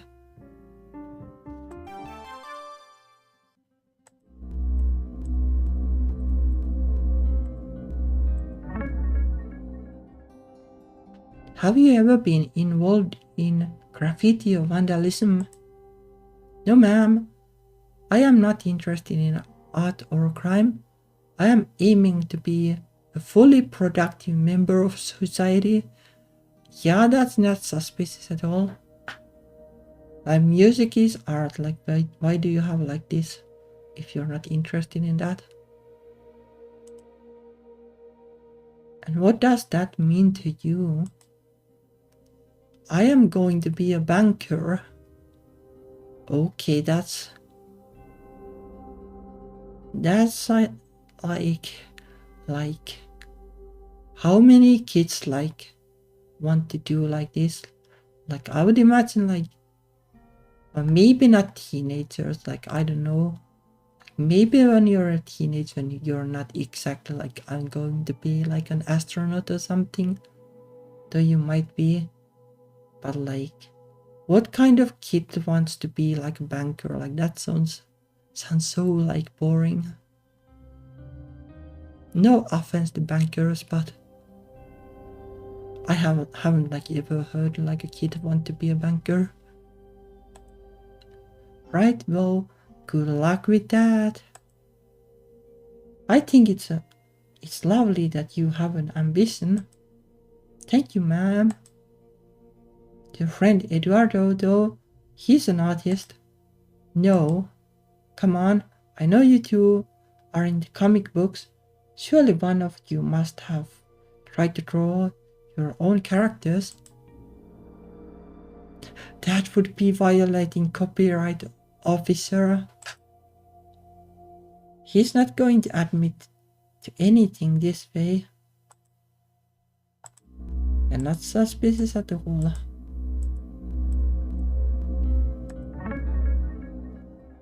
Tell me about Lucky Penny. Guys, we sure did learn a valuable lesson there. Huh? And what lesson was that? His wide-eyed kiss-up act slips. That you can't tell who's racist by looking. Well, that's true enough. So, you think the shop owner planted those stolen goods in your friend because he's Hispanic? Well, like, I'm pretty sure there have been like people like that who would do this. Probably still are, but I'm not like an expert, but like sometimes when you read like the news and stuff like that, like you kind of think like there are like no bounds to like how racist people can be, so I wouldn't be surprised. I don't know what happened because I wasn't in the store, but Eddie's not a thief. That's right. Mrs. Wilcox mentioned that Alex was waiting outside. Why weren't you in the store? Weren't you there with your friend? Oh, well, that store's not very big and I wasn't interested in shopping. I was bored. I stayed outside so he'd hurry up and leave. When the shop owner grabbed your friend, what did you do? Nothing. You didn't run or try to get help. Why would I get help? A strange adult grabbed your friend and was yelling at him. You might have thought he was in trouble. I didn't know she grabbed him. I mean, Not then. I didn't hear any yelling. The door was probably closed and I wasn't looking. You weren't paying attention, you weren't watching what was happening. Not really. I was just waiting for Eddie. Well, like, it is kinda plausible because, it is more interesting to look at the street than stare at the door. But something about this can be sketchy too. So you weren't expecting any trouble. I frowned at Jan. Don't feed him an excuse. Cause I wasn't. I think I see what Jan's getting at. What if he'd been intending to grab stolen items and run? Like Mrs. Wilcox said, he would have been on edge, watching for Eduardo to get to the door and pass over whatever he had taken. But his answers don't prove that he wasn't, especially not if he leads him to it. And he's a kid, not a hardened professional. His attention wandering doesn't prove his intentions. If they were planning to steal, it would have been smart to run as soon as his partner got caught, so that the shop owner couldn't catch him too. On the other hand, he might have stayed out of simple loyalty to his friend. They are obviously trying to protect each other. You don't like Mrs. Wilcox, do you? Who? The woman who runs Lucky Penny. Oh, I didn't know her name. But you think she's a racist, right? You resent her for causing trouble for your friend. You wouldn't mind if she had some bad luck. I had never been back to that store. Why would I go there? She might call the cops on me. I absolutely did not rob that store, officer. Robbery again. Eduardo must have warned his friend about what questions I might ask. If I want to get useful new information out of him, I need to ask him something he isn't expecting.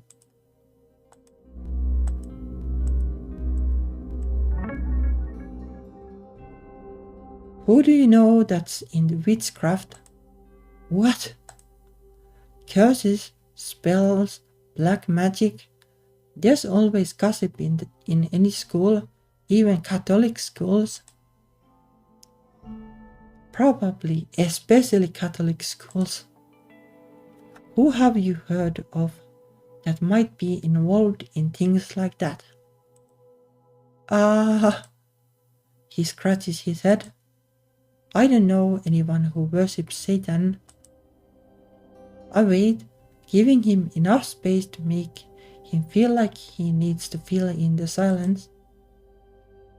I did hear that a couple of girls got their books taken away by their parents and burned to get the devil out.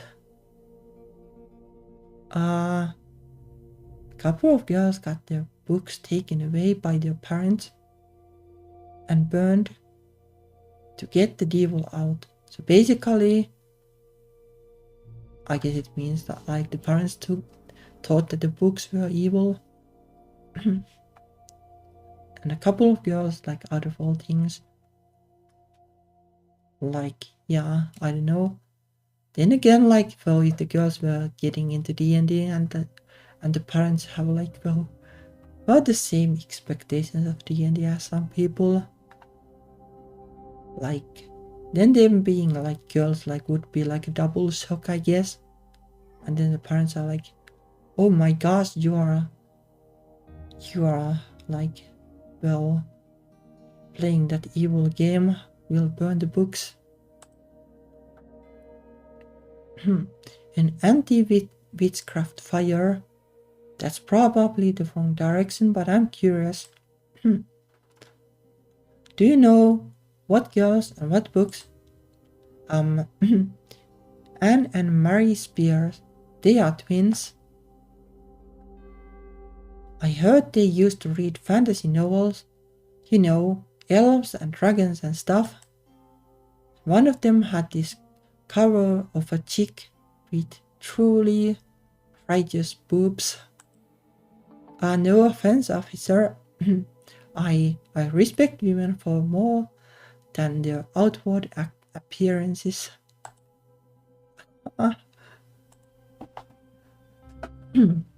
That sounds harmless enough.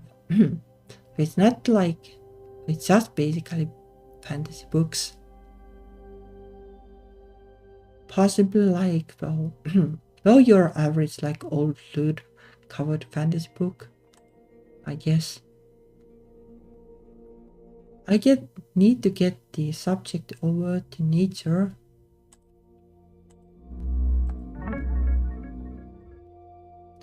Do you like climbing trees, Alex?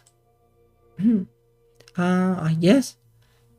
Haven't really done that for years. Well, let me drink again.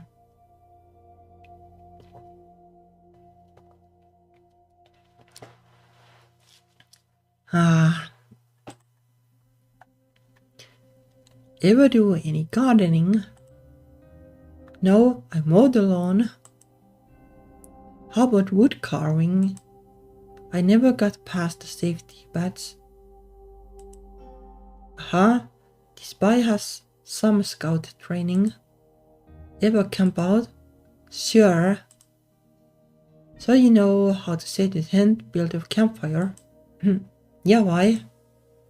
You and Edward ever go camping together? Nah, he hates that stuff.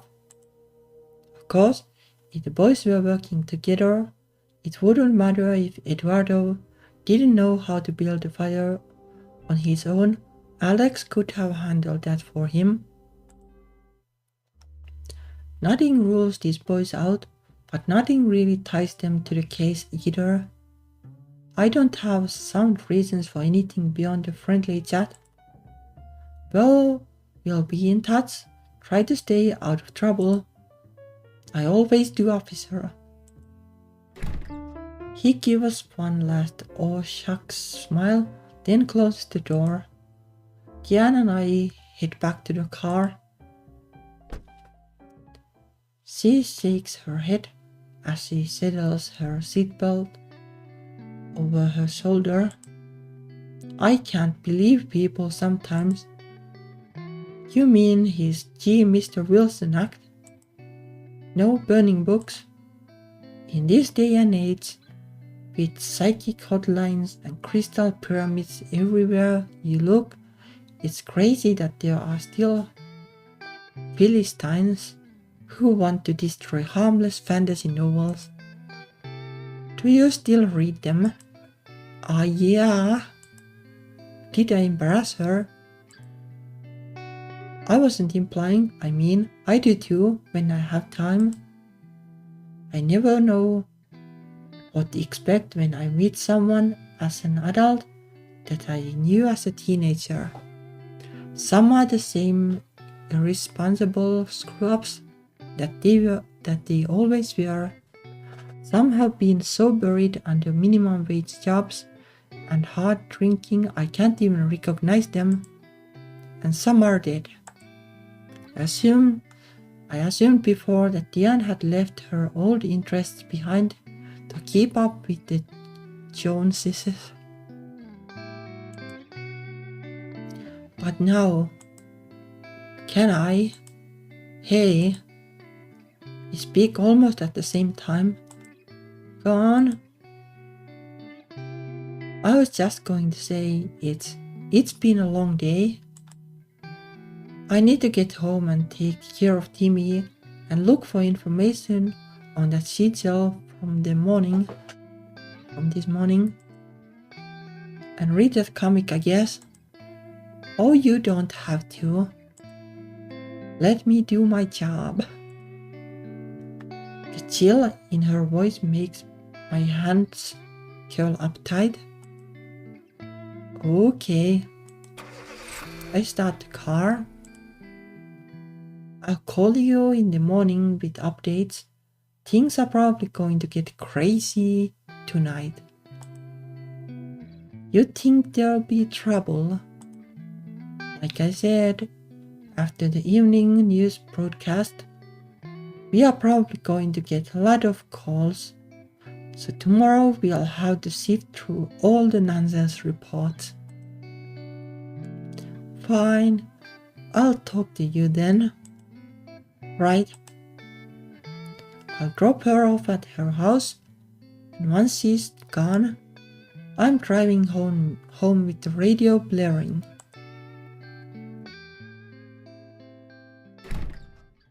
I head inside, shaking my shirt to try and drive the cigarette smell out of it. I don't allow myself to smoke in the house anymore. If I absolutely have to give in to my cravings, then I have to go stand outside or sit in my car. But that's not a good thing either. Like, why not just stand outside?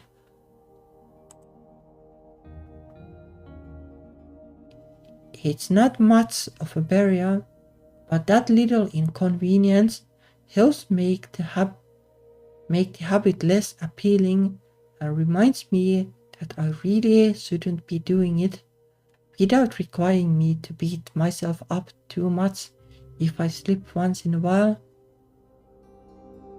It's just like going out the door like that unappealing though.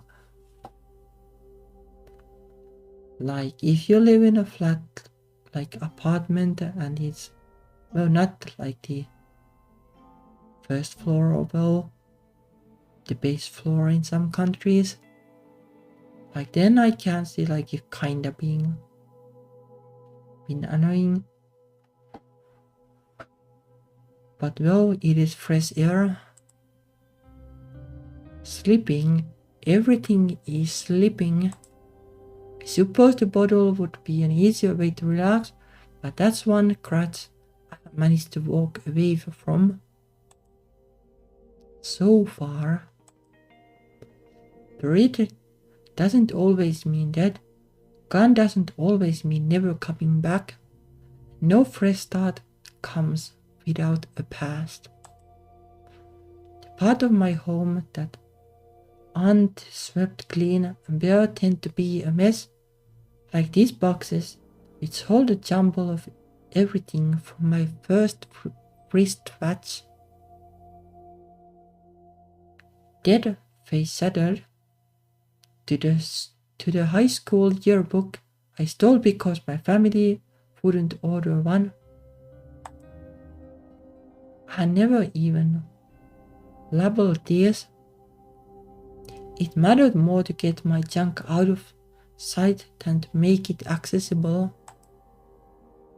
I can tell which box has the motorcycle helmet in it by the sound it makes when it shifts. The rest is guesswork and memory. There, at the bottom. I slide it out carefully and sit on the floor next to it to look through the contents. A rectangle wrapped in an old scarf. I unfold the fabric and smile at the little framed photograph of me and Diane that used to sit on my bedside table when we lived together. Underneath that, I find the ticket stubs from our Joan Jett concert. Oh, and a strip of pictures from a photo booth we'd crammed into together. I don't even remember taking this. One picture of us smiling sweetly cheek to cheek, then hanging our tongues out like dogs, then pretending to pull each other's hair, and finally kissing. We look so happy together. I flip through an assortment of faded memories. There's the ring with the dark green stone that Diane gave me from a gumball machine. There's my little zodiac star scroll from the arcade, the one that predicted I had already met my soulmate. There's a Christmas card she sent to me. Well, it has a picture on the front of a man with spear and shield fighting a fire-breathing dragon, but I remember she gave to me for Christmas, and she wrote inside, "The greatest treasure I have ever found is our love." We were so young. Every line in every love song was new. We didn't know anything about the world. I thought staying with me could only bring her pain. I thought I was setting her free to have the happy future she deserved. Home, a family, children, a place in the community. But if she is all alone, what was the point of anything? If I had told her the truth all those years ago, could we have worked past it and been stronger? Did I destroy her future instead of save it? What have I done?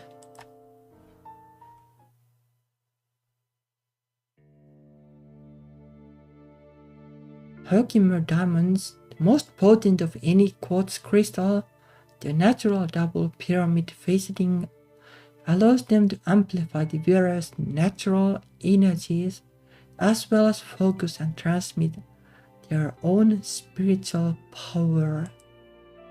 The Herkimer diamond can store positive thoughts and feelings from its owner to be shared later as part of a healing experience. This amazing offer is not sold in any store. Call now to receive your Herkimer diamond and unlock your true destiny.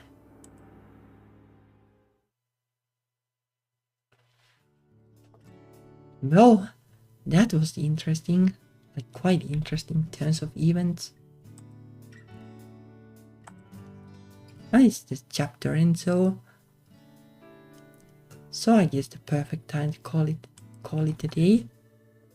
Yeah, it's getting more exciting.